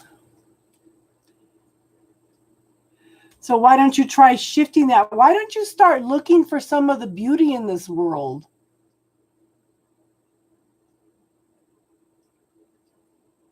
And I would try the bubble technique to clear out any points of view about how this world is. We are programmed that you were supposed to act like this, that, and that, and that.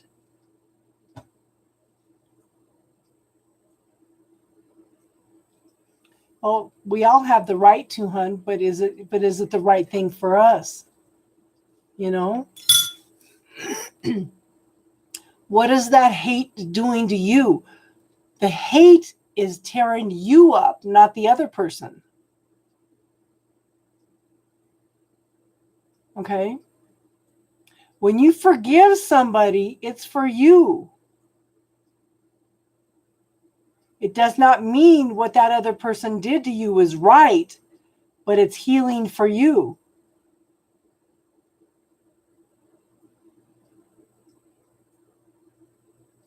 So I want you to look at what aspects of yourself. Hate never makes you stronger, hon. Hate actually weakens your auric field, everything.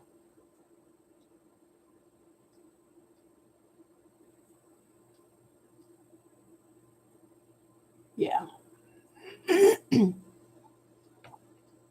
Hate and judgment and fear are all low vibe, and they actually destroy you, not the other person. All that energy is hurting you, not them.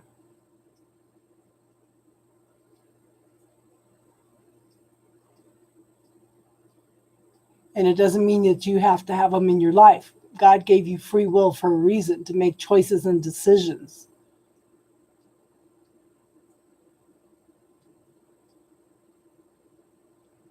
I think there's I think there's a lot of things to like about people. You just haven't talked to the right people, hon.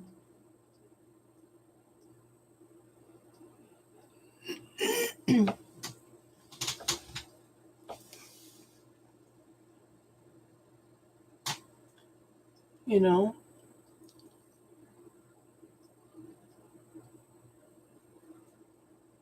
most of the people are inherently good. We all have a dark side, we all have a shadow side.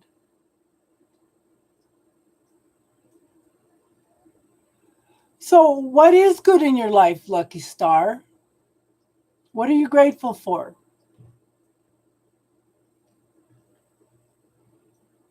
Let's do a little brainstorming here.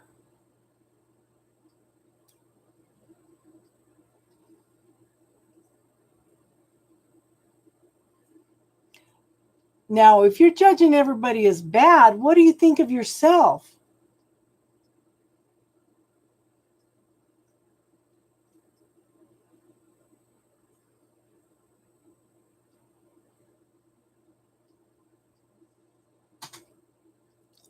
So the ones that usually go around spouting that they're good people are usually some of the most judgmental people out there, hon. Not all of them, but a lot of them.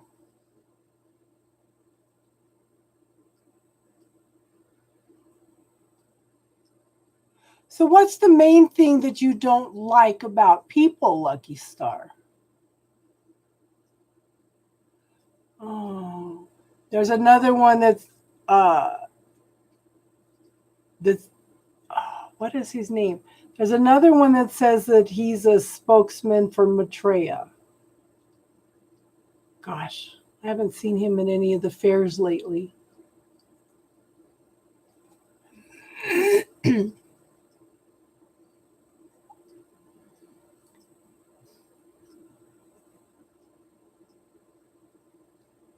Yeah, yeah. So I have an example. Okay, so my son was probably 11. He was getting into heavy metal music, and he knew how to do muscle testing, right? So I said, fine, let's see if this music's good for you or not. Okay. So I did the muscle testing on him, and his arm's going down, and he's going, no. He kind of quit listening to a lot of heavy metal music after that.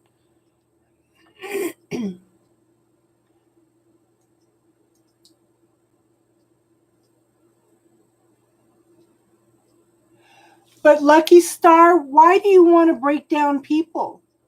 Okay, that's kind of working on the dark side. Okay, that's projecting things on other people. That's projecting things onto other people. That's a judgment. Okay, and not everybody's garbage, hun. I know the people in here are awesome. My neighbors are awesome. They're very, very giving, very loving people. You just haven't found the right group of people, hon.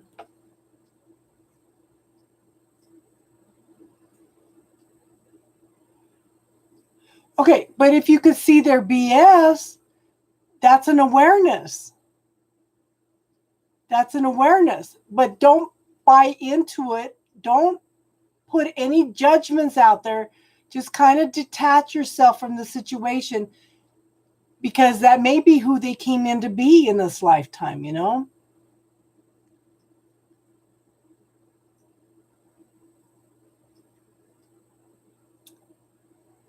We all have our faults. We're all supposed to be different. We're all supposed to be here learning different things. So we really can't judge what somebody else has gone through, because maybe they came in to experience exactly that, to be exactly who they are.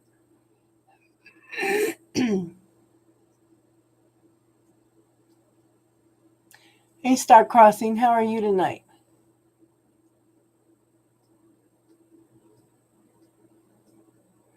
But if you could see through it, doesn't mean you have to buy into it. That's what I'm saying.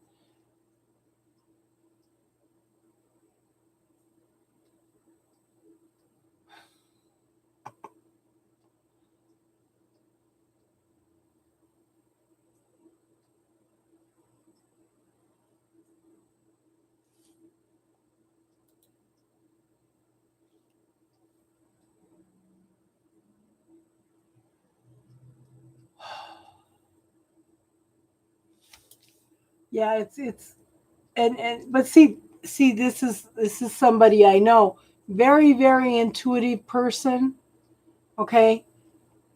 But they're a narcissist. They see through everybody else's BS, and they keep telling them how they should live their lives, and you can't do that, because everybody's here to learn different things, you know?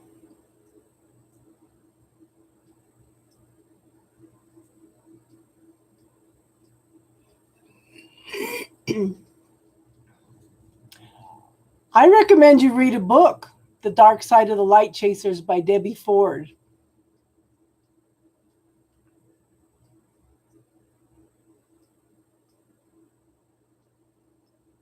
There are lots of good people.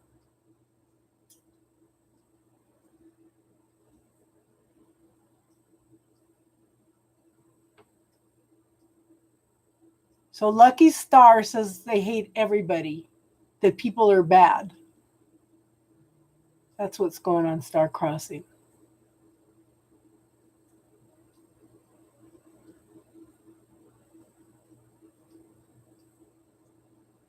And the thing I'm saying is don't buy into that.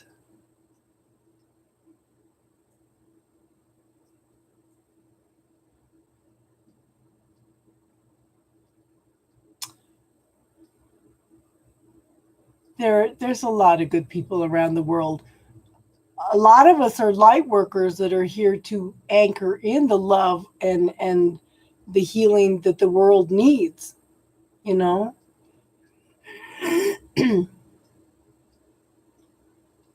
She's got a book like that.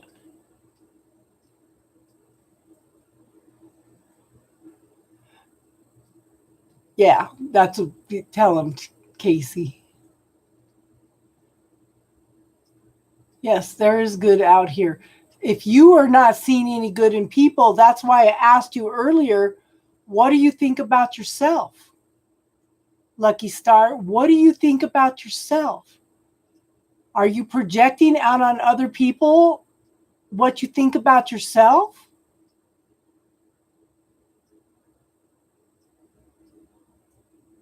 Because if you can't see good, okay, I teach a technique called the bubble technique. I want you to put all those statements, I hate people. There's no good people. This world sucks. Okay? Try putting those into the bubble. Because these are your belief systems, your points of view. Okay? See, Teardrops just posted the bubble technique for you. Will you please at least watch the video? You like looking in the mirror? Try looking at the video, hon, and see if it's something you could use.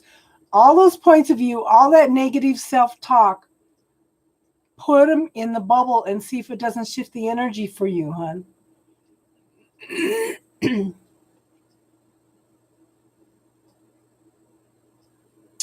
Oh, Aaron. There's a lot of good people out there. Thank you, Casey. But see, the thing is, I try to give you guys the tools to heal yourself, because you go to somebody for healing. The thing is, they're just a facilitator. You're actually doing the healing work yourself. Nobody can heal you but yourself. So I'm trying to give you guys the tools to work on yourselves.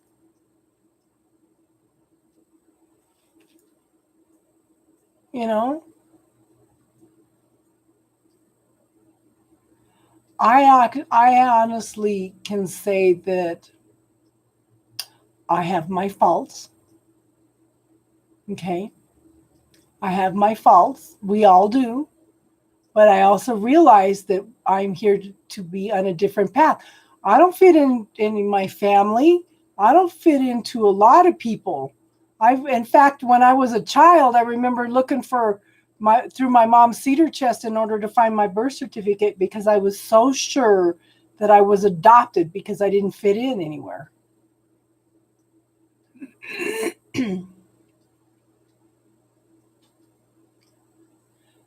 So how much of that, Lucky Star, is you not liking yourself?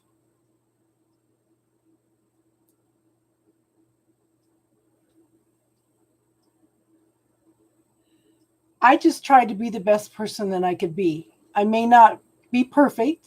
None of us are. But I try to be the best person that I can be, because I do not need, I didn't come here to spread the negativity. Okay?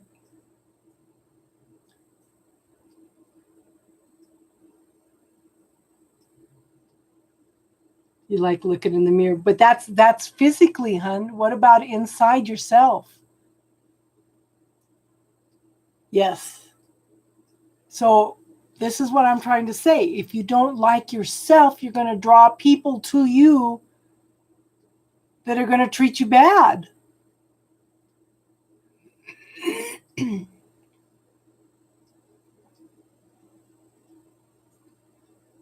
But see, it's not the looks. It's not the looks that matter. It's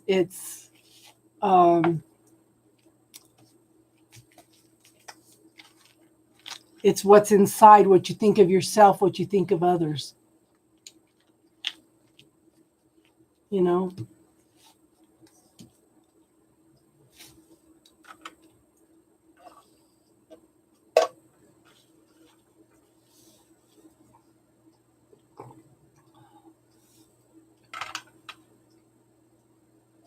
Mm-hmm.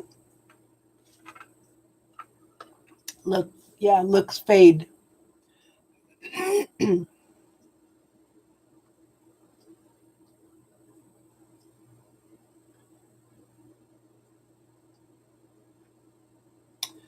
How old are you, Lucky Star?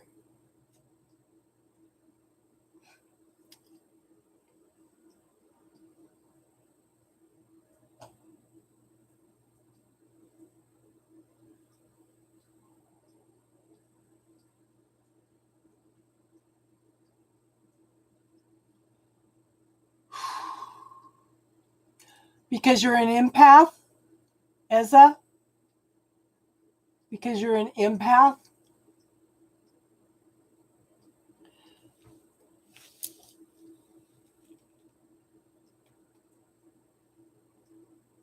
So are you around 27, 28? So Eza, I'm going to suggest that you ask for extra protection on your empathic world and your dream world. Actually, ask for extra protection on all your worlds, known and unknown, okay? And see if that shifts some of the energy vampires on. You can also put a mirror up between you and the energy vampires so that the energy reflects back to them. And if you know who the energy vampires are, go in and check for cords. Have your healing team come in and neutralize them and dissolve them and send them back to source for healing.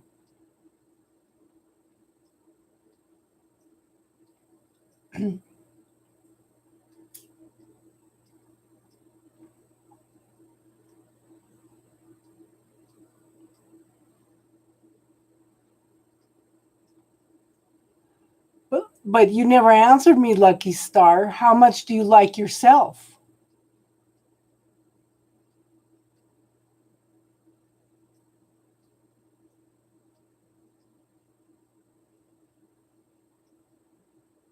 Teardrops and Roses posted the bubble technique and she posted the cutting cords.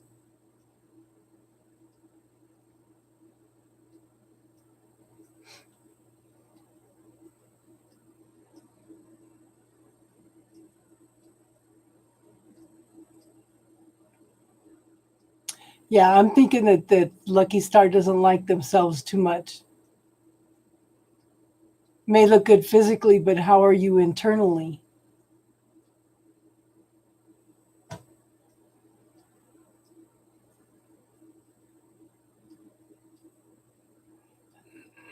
Well, like I said too, star crossing. If you ask for extra protection on your empathic world and other worlds, then that can shift the energy also.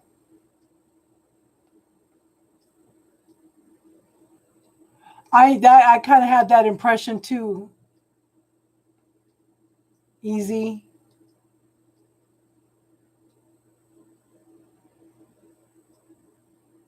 You actually sound like a narcissist, Lucky Star.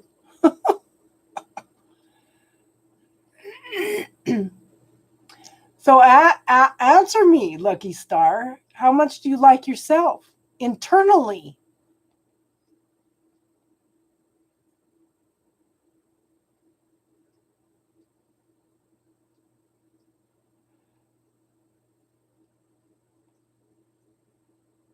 Yeah, Lucky Star's not answering any questions.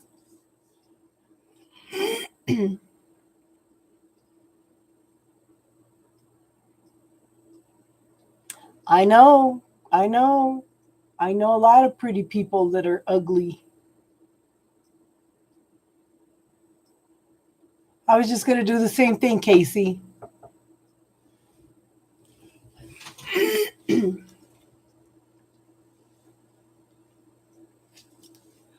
I know, but you were given that gift for a reason, hun.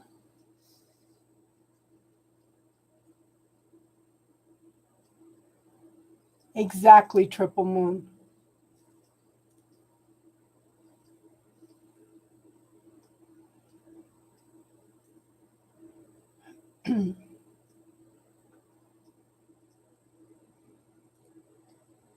I was wondering why we were continuing this conversation with Lucky Star. I was just getting ready to block him too.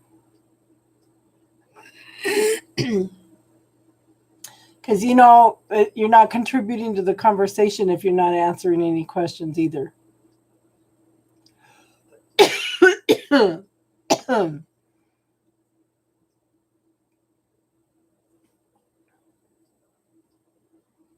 No,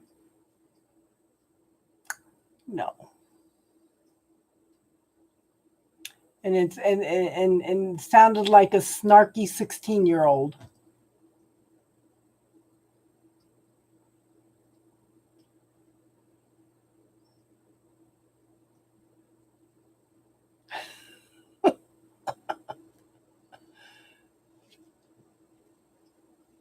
Yeah.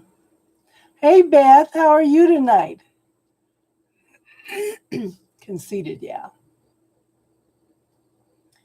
There's a lot of good people out there. And if you can't see the good in anybody, then that's because you're not seeing the good in yourself.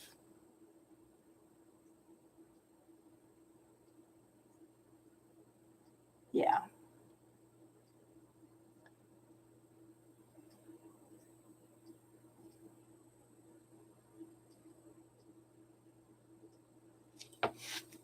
Let me see if I can find the name of that other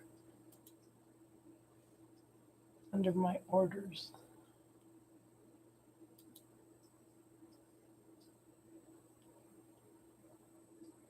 Come on. I don't know what's wrong with my computer.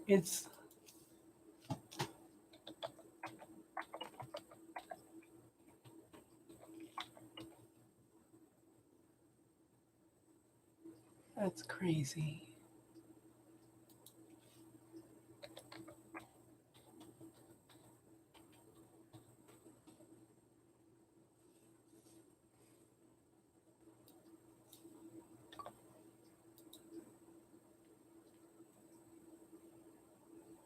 Gosh.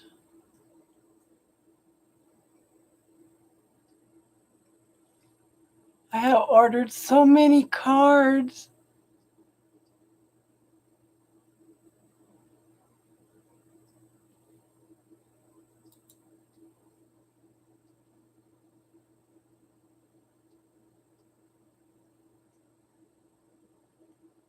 That's crazy.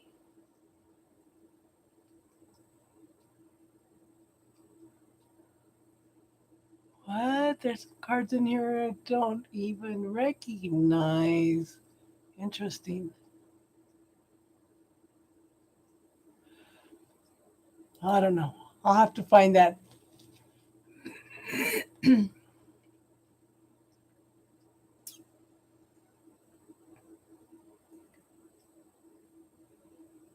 Everybody's good.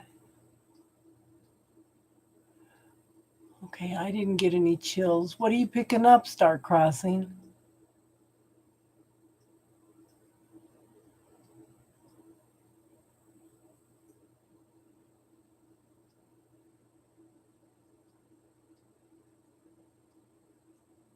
Yeah.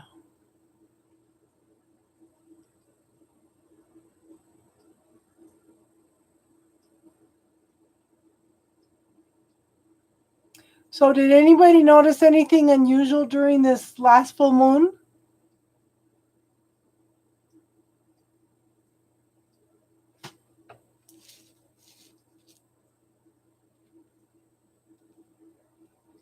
I was down sick with fever and having some really strange dreams.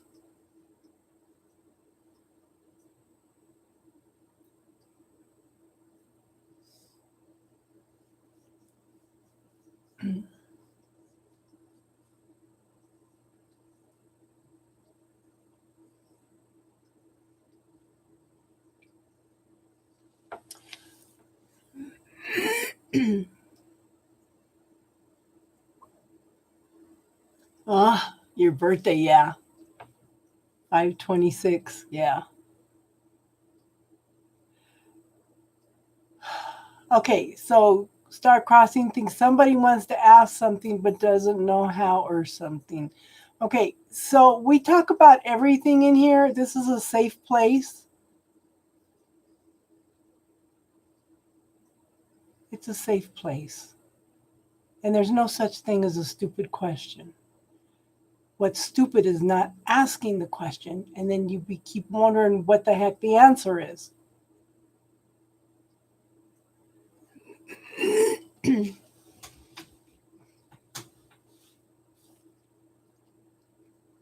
Ugh.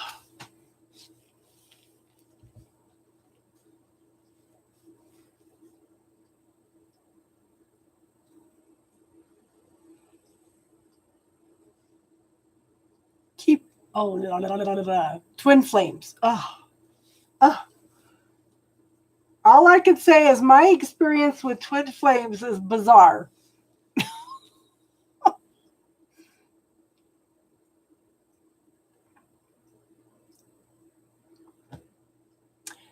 I do know that they come in, they usually meet, they trigger spiritual growth in each other. Okay. They either do the work or they don't do the work. Sometimes you come back together, sometimes you don't.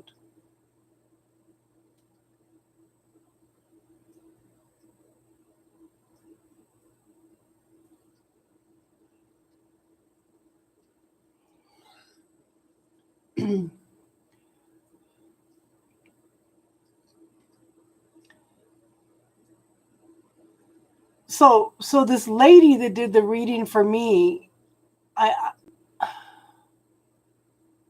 I think you guys are twins.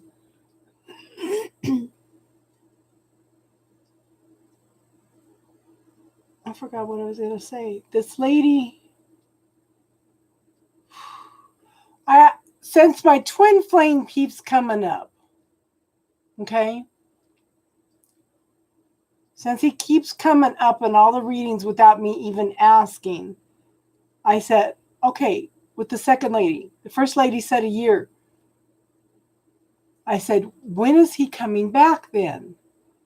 She goes, he never left. And I got a funny look on my face, and she goes, so you know what I'm talking about? I said, yes, he's in my energy field all the time, all the time, all the time.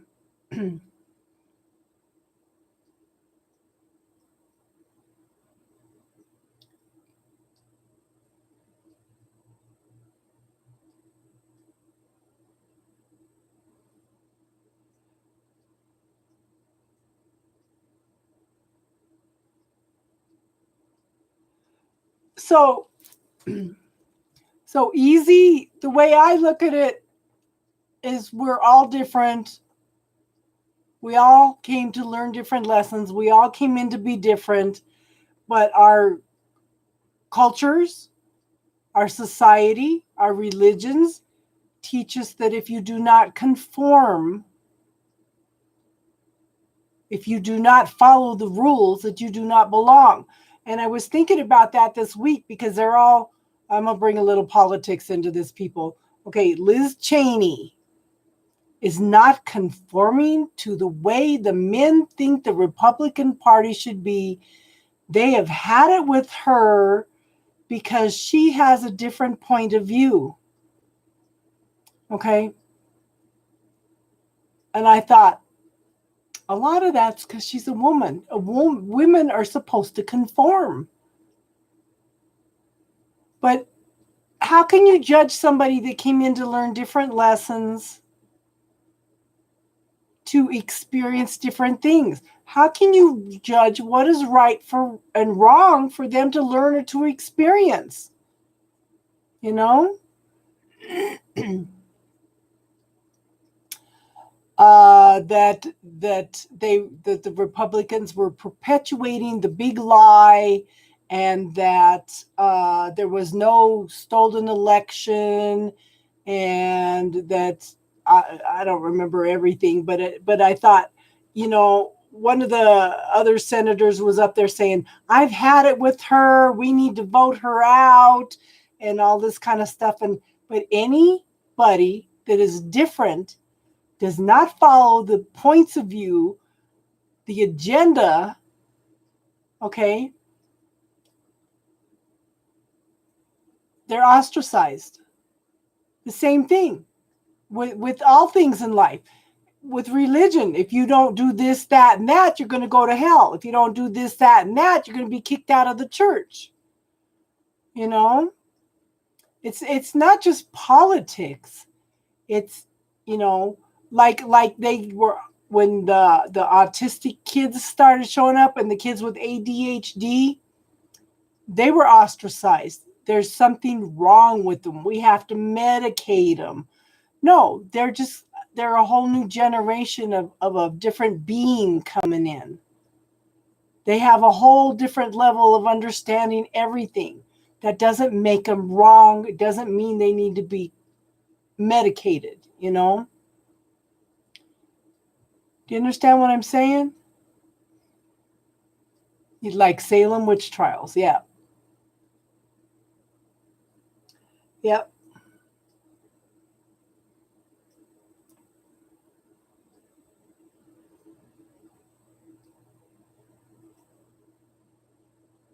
Okay, so this is what I'm going to recommend, Star Crossing. If they talk to you, just listen. Okay? If they ask you for advice about something, then you give your input. Because a lot of times, they just want somebody to listen to them. And then when you give advice, they resent you. Or they think it's criticism. So there's a little bit of tweaking that. If they don't ask for help, if they don't ask your opinion, just listen. Okay?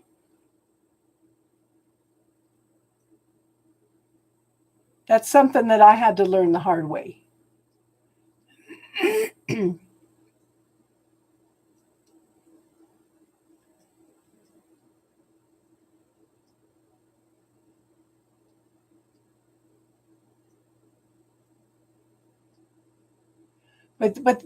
But yeah, but that's something specific, hun.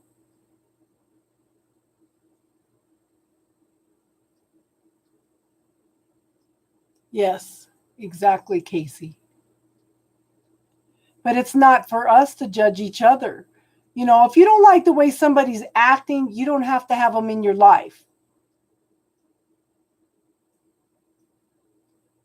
But the thing is, who is it for us to judge whether somebody's, they may have come into experience exactly that.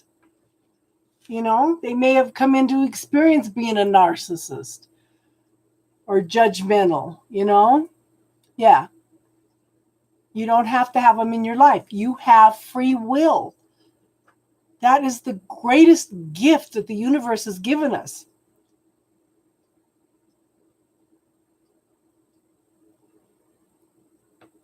That's called discernment.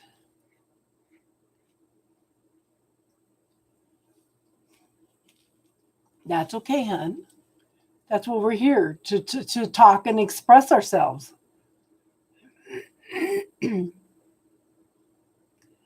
Exactly. And yeah. Yeah.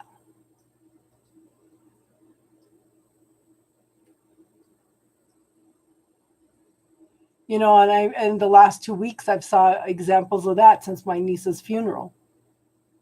You know, I just made a comment that, oh yeah, somebody was rude to me like they usually are, and the other person took off with what I said and said I was crushed and I was upset, and I wasn't, because I recognize that the person that was giving me a bad time, that's who they are. Okay. And I should have never said anything. Hindsight. So this other person carried it to a whole nother level. And then the first person said, oh, well, mom twisted everything around. I didn't even say anything in the first place. And it's like,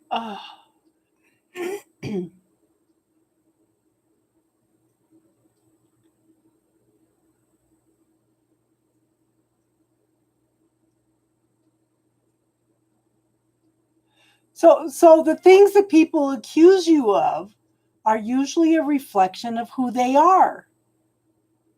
This is why I try to emphasize to everybody, don't worry about what other people think. They don't live in your body. They don't live in your head. They don't know what's right or wrong for you. Yeah, it's a reflection of themselves. You can't live your life trying to please everybody else, because everybody else has got a different opinion. You're stretching yourself out thousands of different ways. That's why you need to reclaim parts of yourself, because you're so busy shattering yourself trying to please everybody. Try doing that. I am now reclaiming all parts of myself that I have given out trying to please everybody, and just call it all back in and see if it doesn't make a difference.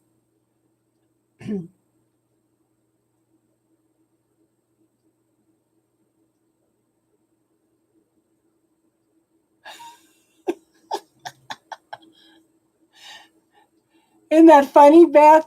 I didn't even say nothing, and I've twisted everything around. And it's like, that's just, I'm not even going to worry about it, because that's a reflection of who the person was.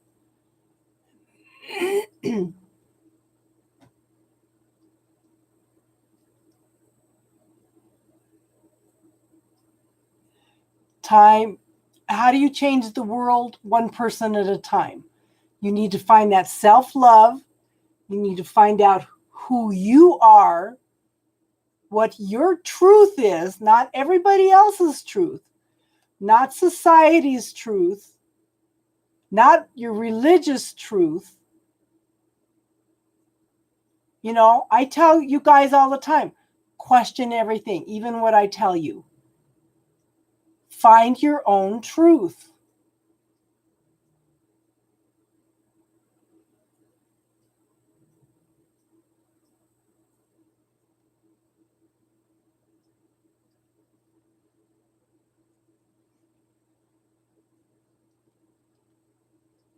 The thing is, if you find that inner love, you find that inner peace, you find your own inner truth, then you are clearing the energy for other people also to find their truth and stuff.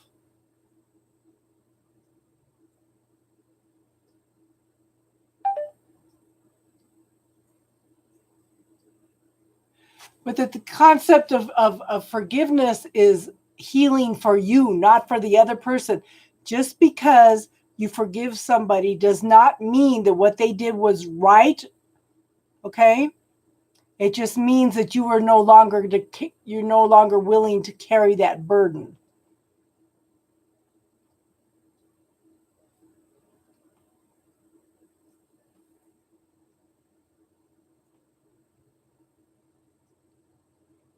See, you have a wise granddaddy.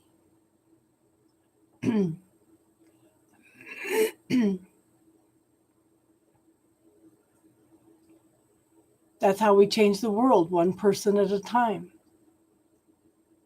Question everything, and find out what's true for you. We all have a different truth, you know? Find it, claim it, be it. How are you doing, sinner? You know? That's how we change the world. We are light workers. We need to find our light, our truth. You have a good one, Aaron.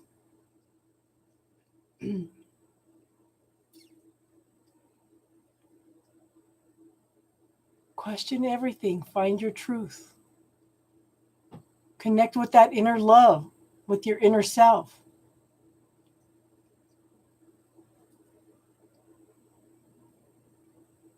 We have 11 people on and 11 likes. 11.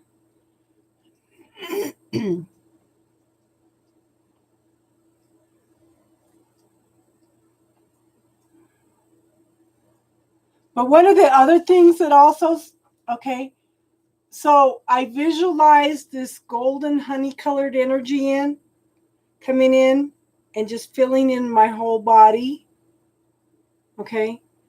And then I am going to expand this energy out to clear out any energy that I am carrying that is not mine. And then I expanded it out, and it has all these little pieces floating around on the outside of that golden energy. And I just told it to go home. It all just left. So I have to do that occasionally too.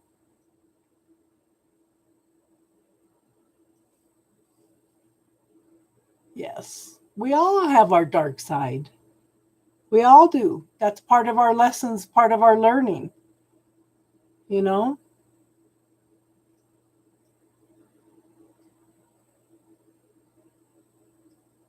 Which wolf are you going to feed? I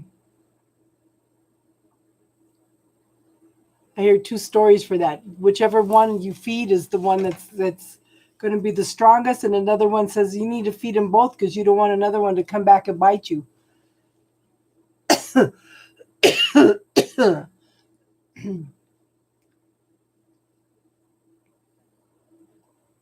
You know?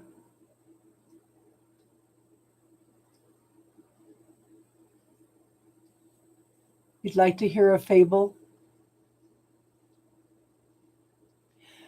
Yeah.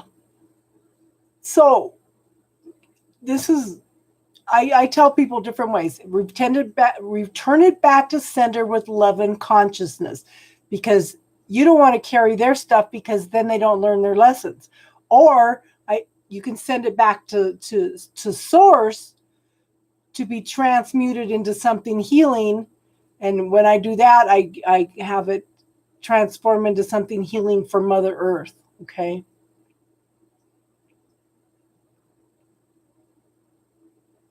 It just depends on what works for you.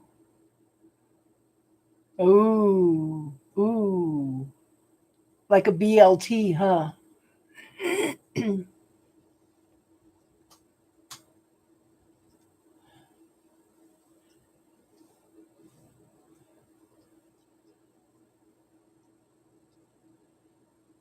I used to drive down the highway years and years ago. My friend was given a meditation from the Virgin Mary, a meditation uh, where you're visualizing yourself out here in space, and you're releasing all this karma, all these doubts, these points of view, everything, and they're coming out of you like sand.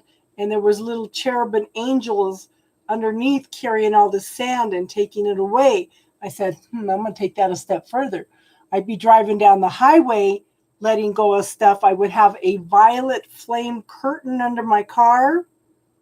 I would visualize all this sand coming out of me, at my feet, through the violet flame curtain, and change that into something healing and send it to Mother Earth.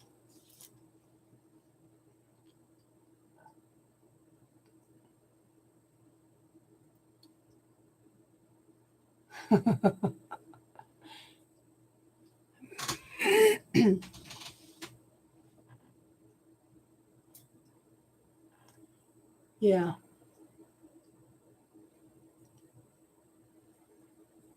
A lot of people come in and just listen easy.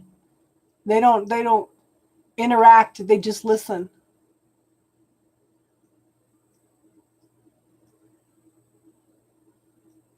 I know, I want a BLT now.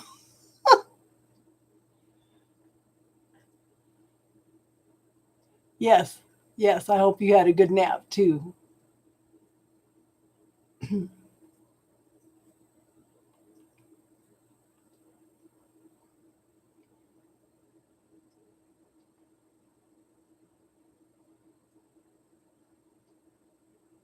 guys are awesome.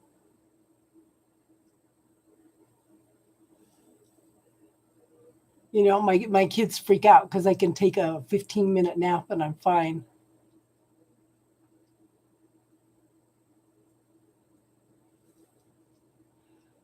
It's 9:11 here, hon.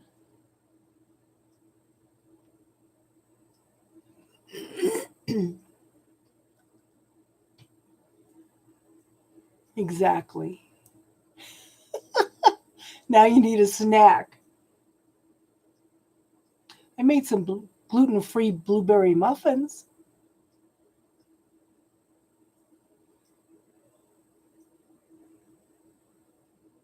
Oh, Teardrops is on top of everything tonight, isn't she? The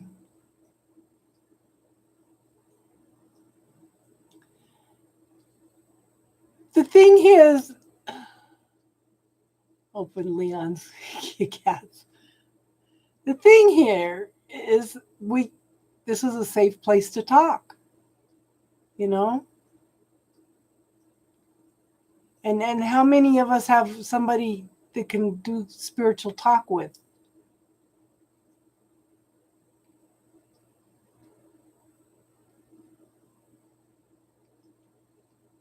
you know?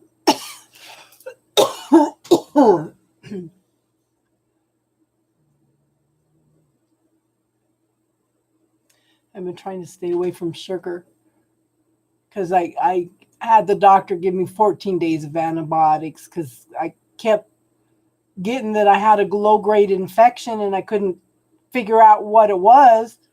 So I told him, just give me 14 days antibiotics this time. And of course, that stirs up the candida, which closes down my lungs.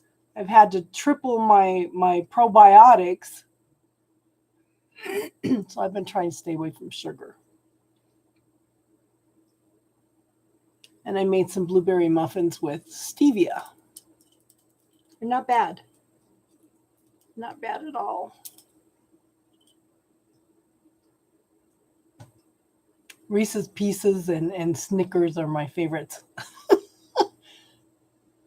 And a salted nut bar. Or chocolate covered peanuts. That's my favorite. Chocolate covered peanuts.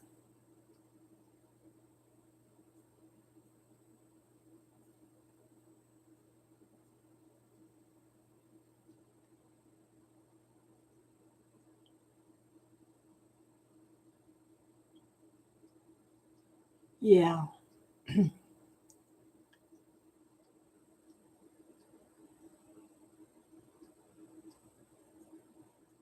If you can, if you have Amazon, put the medical mediums books in your wish list and for the Kindle edition, hun, because sometimes he has them on sale for $1.99. He's got some awesome things to do for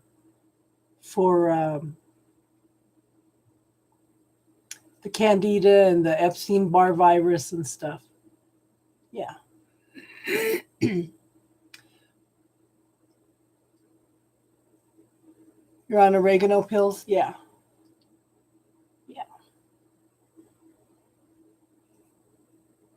So basically, I'm just doing B12, B6, and folic acid. Last week, we were supposed to do my blood tests again to see how my my anemia was, and I was just too sick.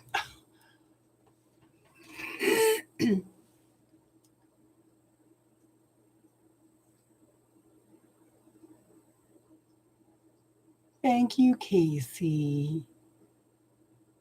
You know, every time you come on, you bless us with your presence, all of you. Chocolate covered payday? Ooh, I haven't seen that one, Triple Moon.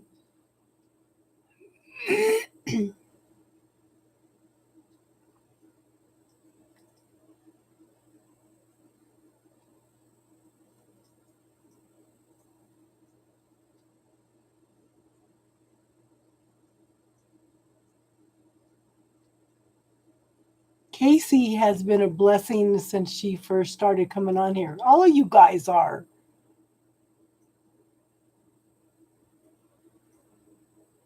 You know, we have a good group of people here.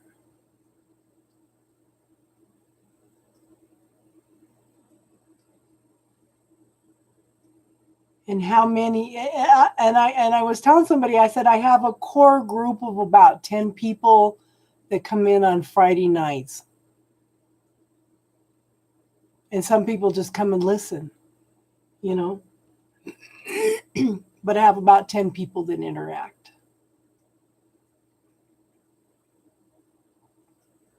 I'm just surprised we didn't have Automator here tonight. Yes, group hug, group hug.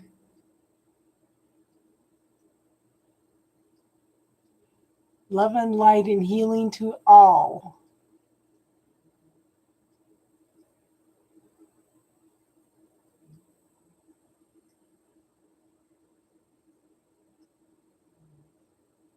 He trolls you.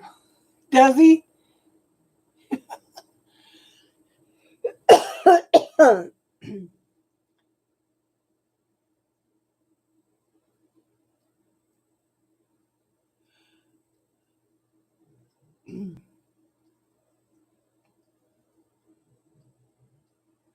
Automator.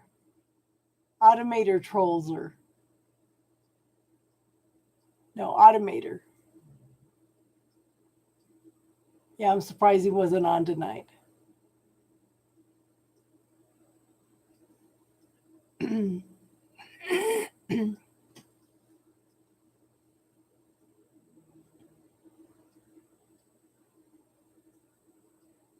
Very interesting character. He doesn't come in for the spirituality, but he feels comfortable coming in and talking to us.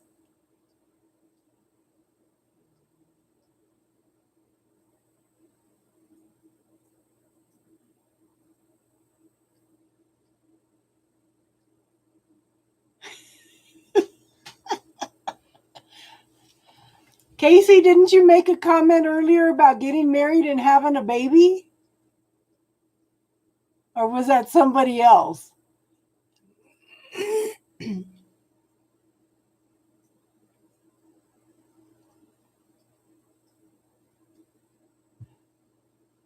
You were going to ask him here a few months back. Or has he asked you yet? It was Casey.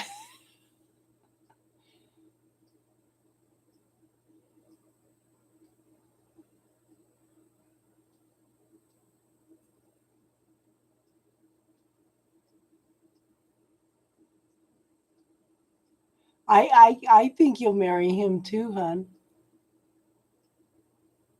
And he was on here when you said you were going to get married and have a baby. He was on here.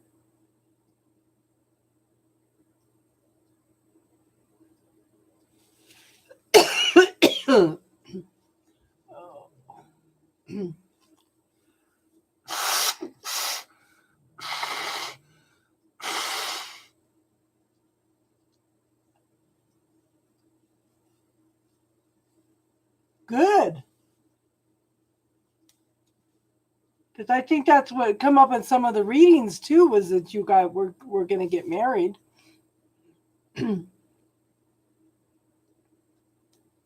Good. Set a date. I have to go to Arizona in July. My granddaughter's getting married down there. Yeah, I never thought there was a question about it either.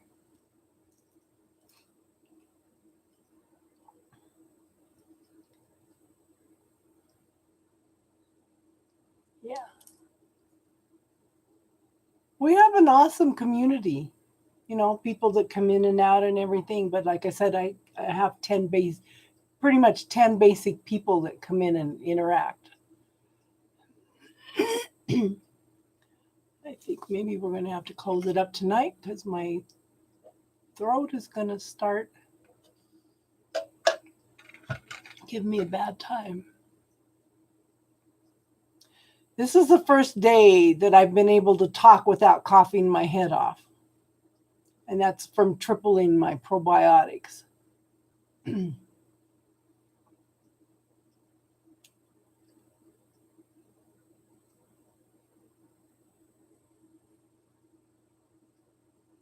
You going to invite us to the wedding, Casey?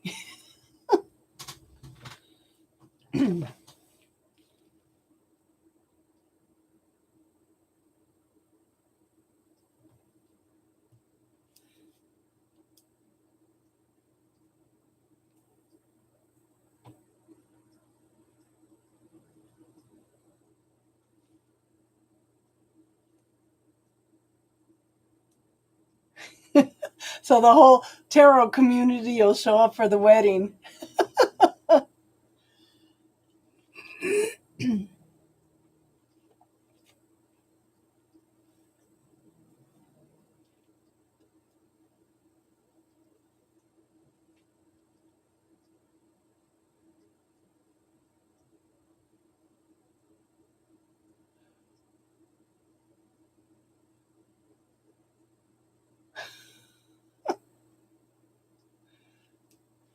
Okay, so my granddaughter is getting married in Arizona in a castle on July 17th.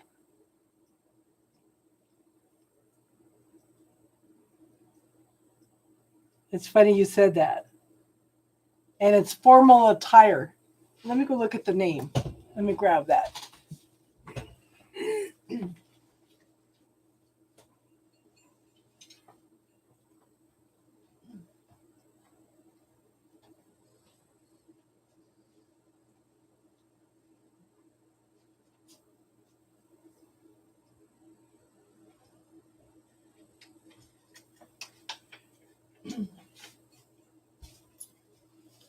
It's a destination wedding. It is the Ashley Castle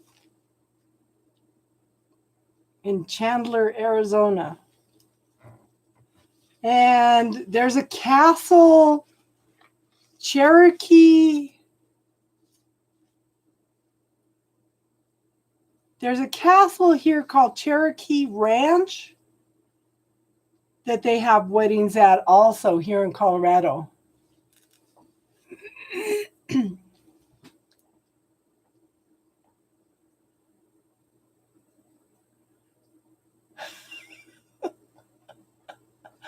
Oh,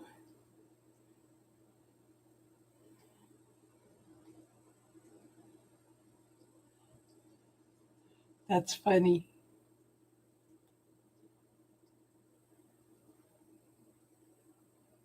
Have you picked out a dress yet, Casey? I know I need to start looking for a formal purple one because that's what color my granddaughter's bridesmaids are going to be.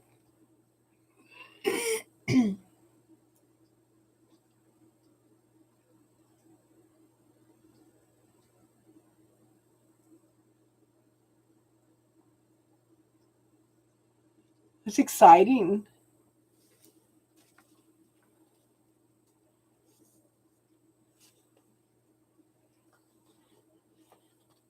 Girl, I would be happy just to have a date. I'm telling you. Just let me have a date.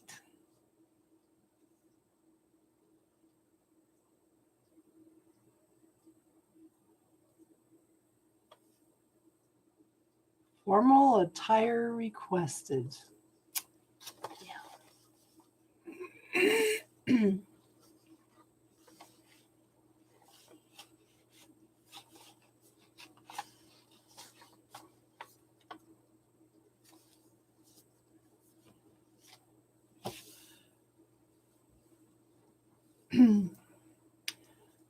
Yeah, because she's going independent. She's got her own opinions, and now all of a sudden, yeah, for Liz Cheney.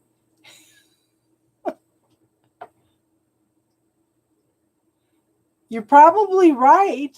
You're probably right. But I don't know. What I was picking up on was that she's not conforming. She's not following the freaking rules, you know?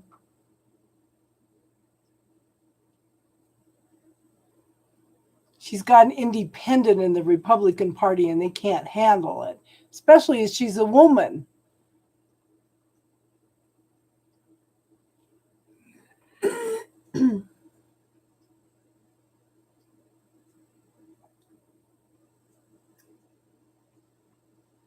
There's some awesome places out here in Colorado to get married, girl.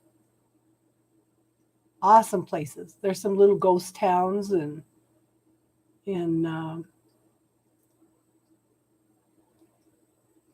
Lookout Mountain and there's like Indian Hills Park and all kinds of stuff.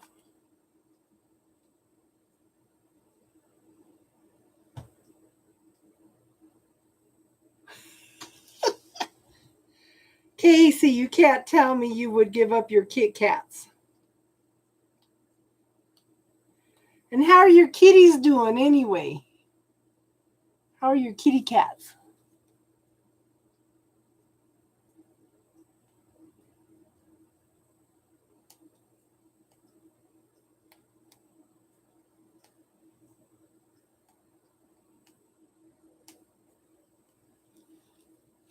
That's awesome, Beth. That's awesome. I know. They're not so little anymore, huh? Are they starting to mellow out a little bit? Are they still feeding off of each other's energy?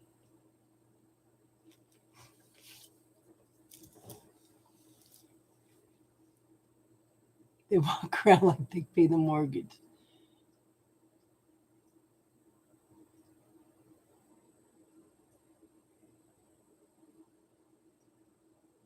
That's awesome, Beth. Surprised my whoopee dog is not up wanting to go to bed. She's out. Oh, I spoke too soon. She's looking at me.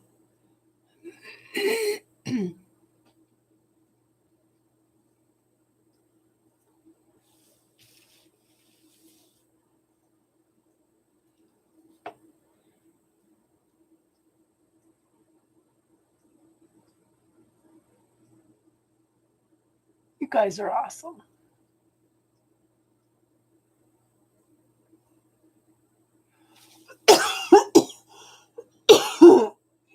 I think we're going to have to wrap it up for the night. Ugh. Hieroglyphics, huh? I need to sit down the next few days and listen to the next Archangel.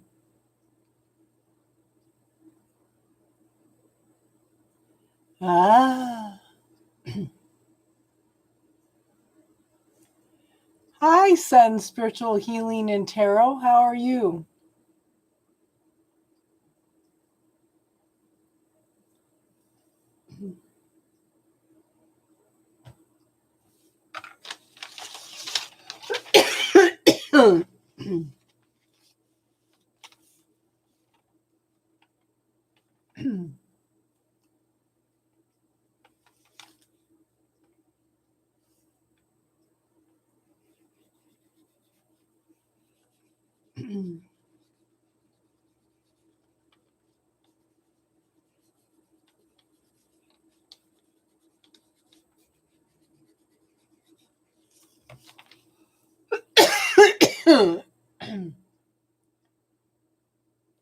I watched one the other day when I was one of Leon's the other day.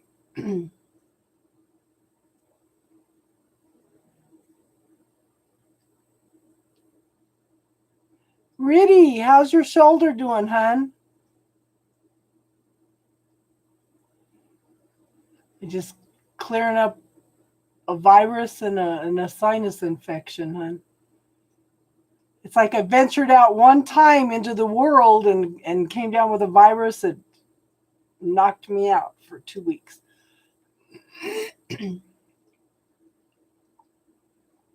Okay, so we want a collective message. The Wisdom of Tao Oracle cards.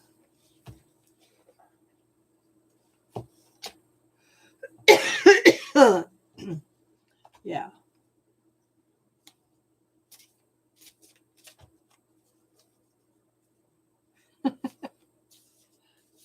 Leo's a good guy.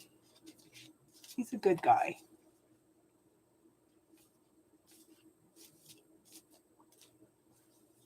Good for you, girl. Make sure you take care of yourself. Okay, a collective reading for tonight. Because it looks like my voice is given out.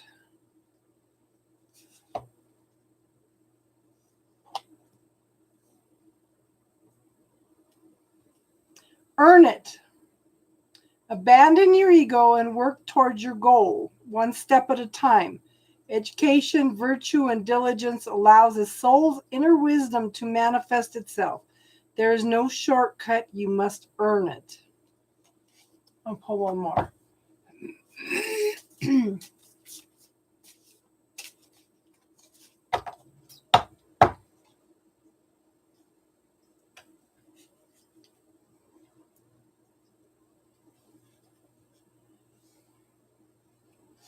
I have you guys topped. I have 5 planets in Libra. My sun, moon, rising, Neptune, and one other planet. I don't think that's an easy thing to do.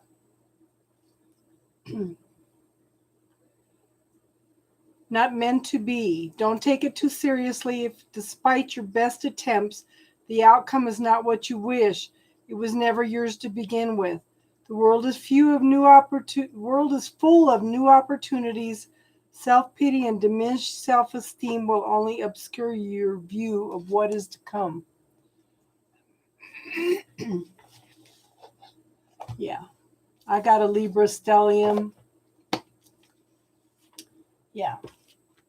Sun, moon, rising, Neptune, and one other planet. Yeah. Not fun. Not fun. I don't think I'm as indecisive as other Libras.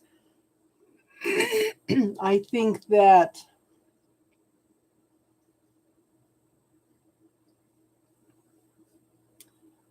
Mine's all in the first house. Mine's all in the first house. The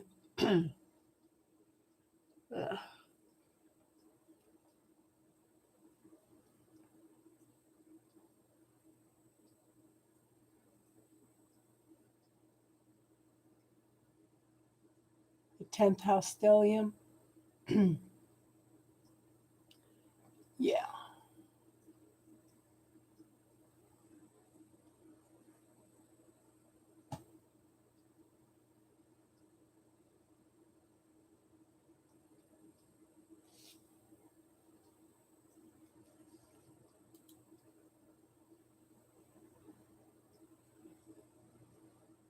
I don't know anything about the Hat Man either, but it may be.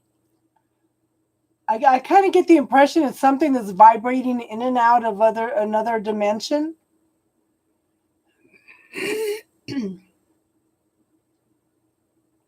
Because if somebody believes in it, okay,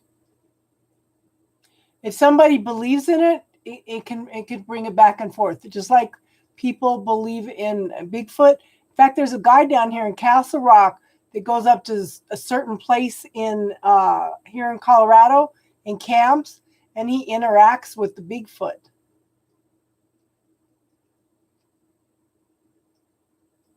If they believe in them strong enough, they're going to draw them in, whether it's from another dimension or whatever.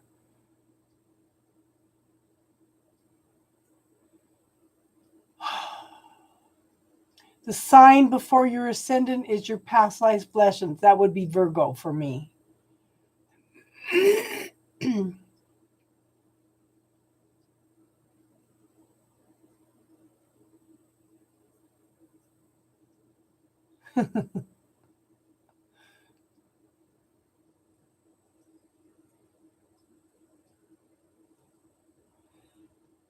thing is, the unicorns, Native Americans say the unicorns and dragons vibrated into another dimension because nobody believed in them anymore.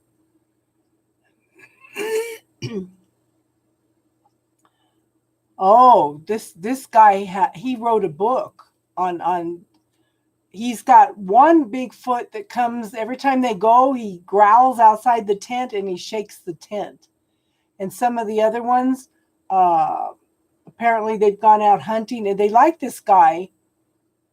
Sometimes they'll leave a piece of meat on the back of the truck for him. Yeah. And he takes people on tours.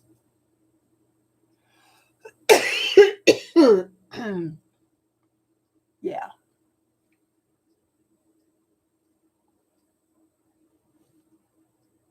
I believe in unicorns.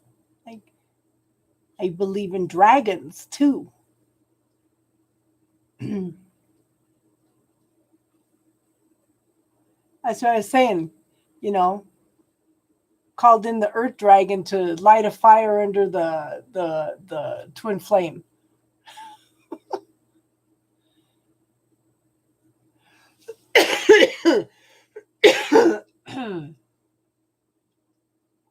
Okay, I think I'm gonna wrap it up for the night because I'm gonna start coughing. Not fun. Lancelot. So why does it? Okay, so here's an assignment for tonight. Everybody ask to meet your personal dragon.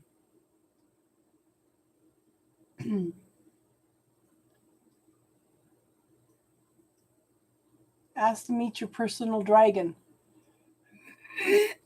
My Venus trines Chiron. What does that mean, Casey? I've been trying to stay away from meat. It just grosses me out.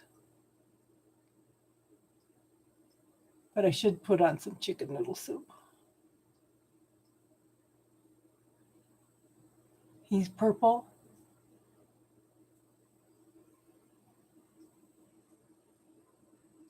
Okay, that sounds good, Casey. So I was listening to a reading and she was given specific dates. She said to look for Jupiter in Sagittarius. I looked that up and that's like from April 6th to September 15th.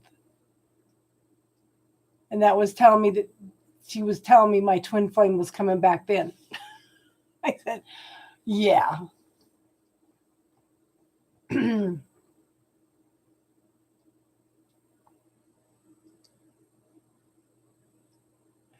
Yeah, so call in the violet flame dragons to transmute situations. You can have the golden dragons come in and clear the energy and bring truth and clarity out in situations, you know? Yeah, he's going to come in, unexpectedly.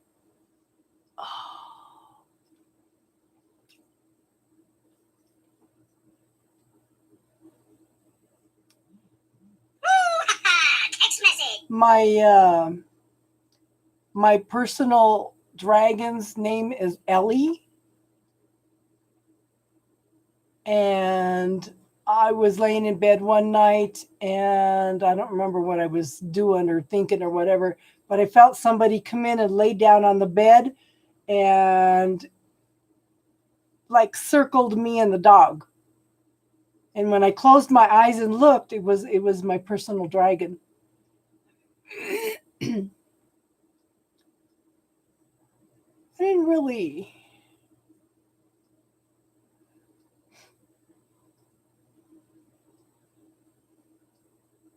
There's earth dragons, fire dragons, water dragons, air dragons. That's why I thought because when that lady freaked out, I said, "Ooh, call in the violet flame dragons." And she goes, "You want to be careful. What sign is he?" And I said, "He's an earth sign." She goes, "Well, I don't think you want to mix fire and earth." And I thought about it on the way home. I said, "I'm gonna call in an earth dragon. The earth dragon will know how to deal with it, you know."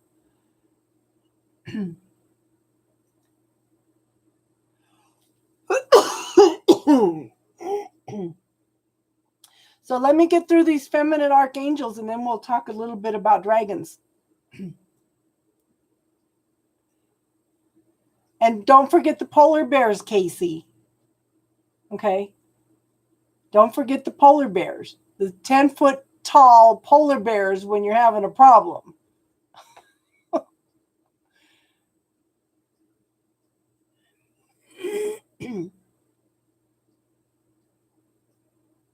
That person that I was talking about with the domestic violence earlier, she's now using the 10-foot polar bears.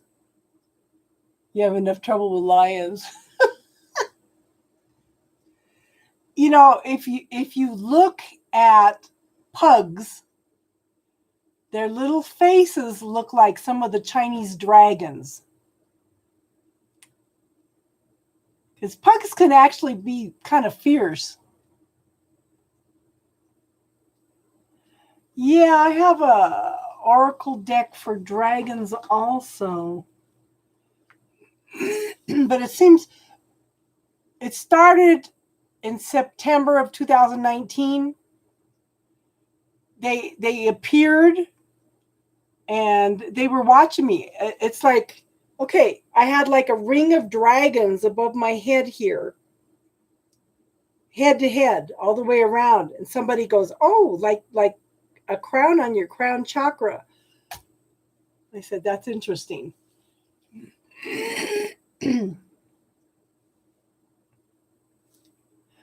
You have a good night, Beth.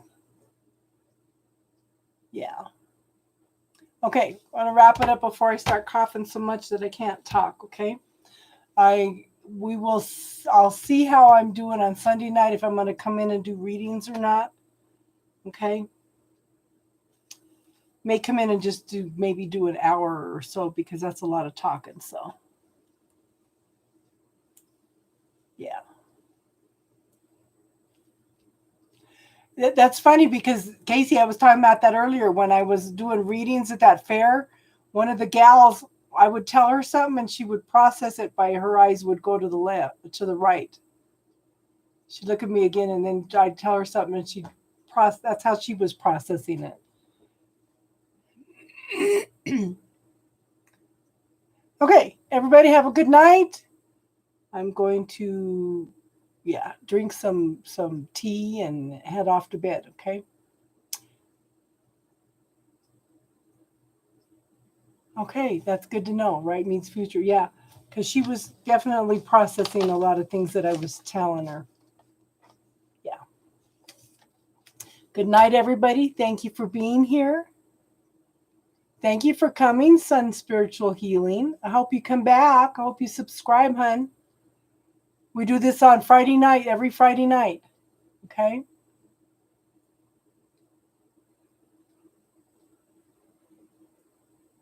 So, everybody, love to all of you. Okay? Namaste. And maybe I'll see you Sunday, okay?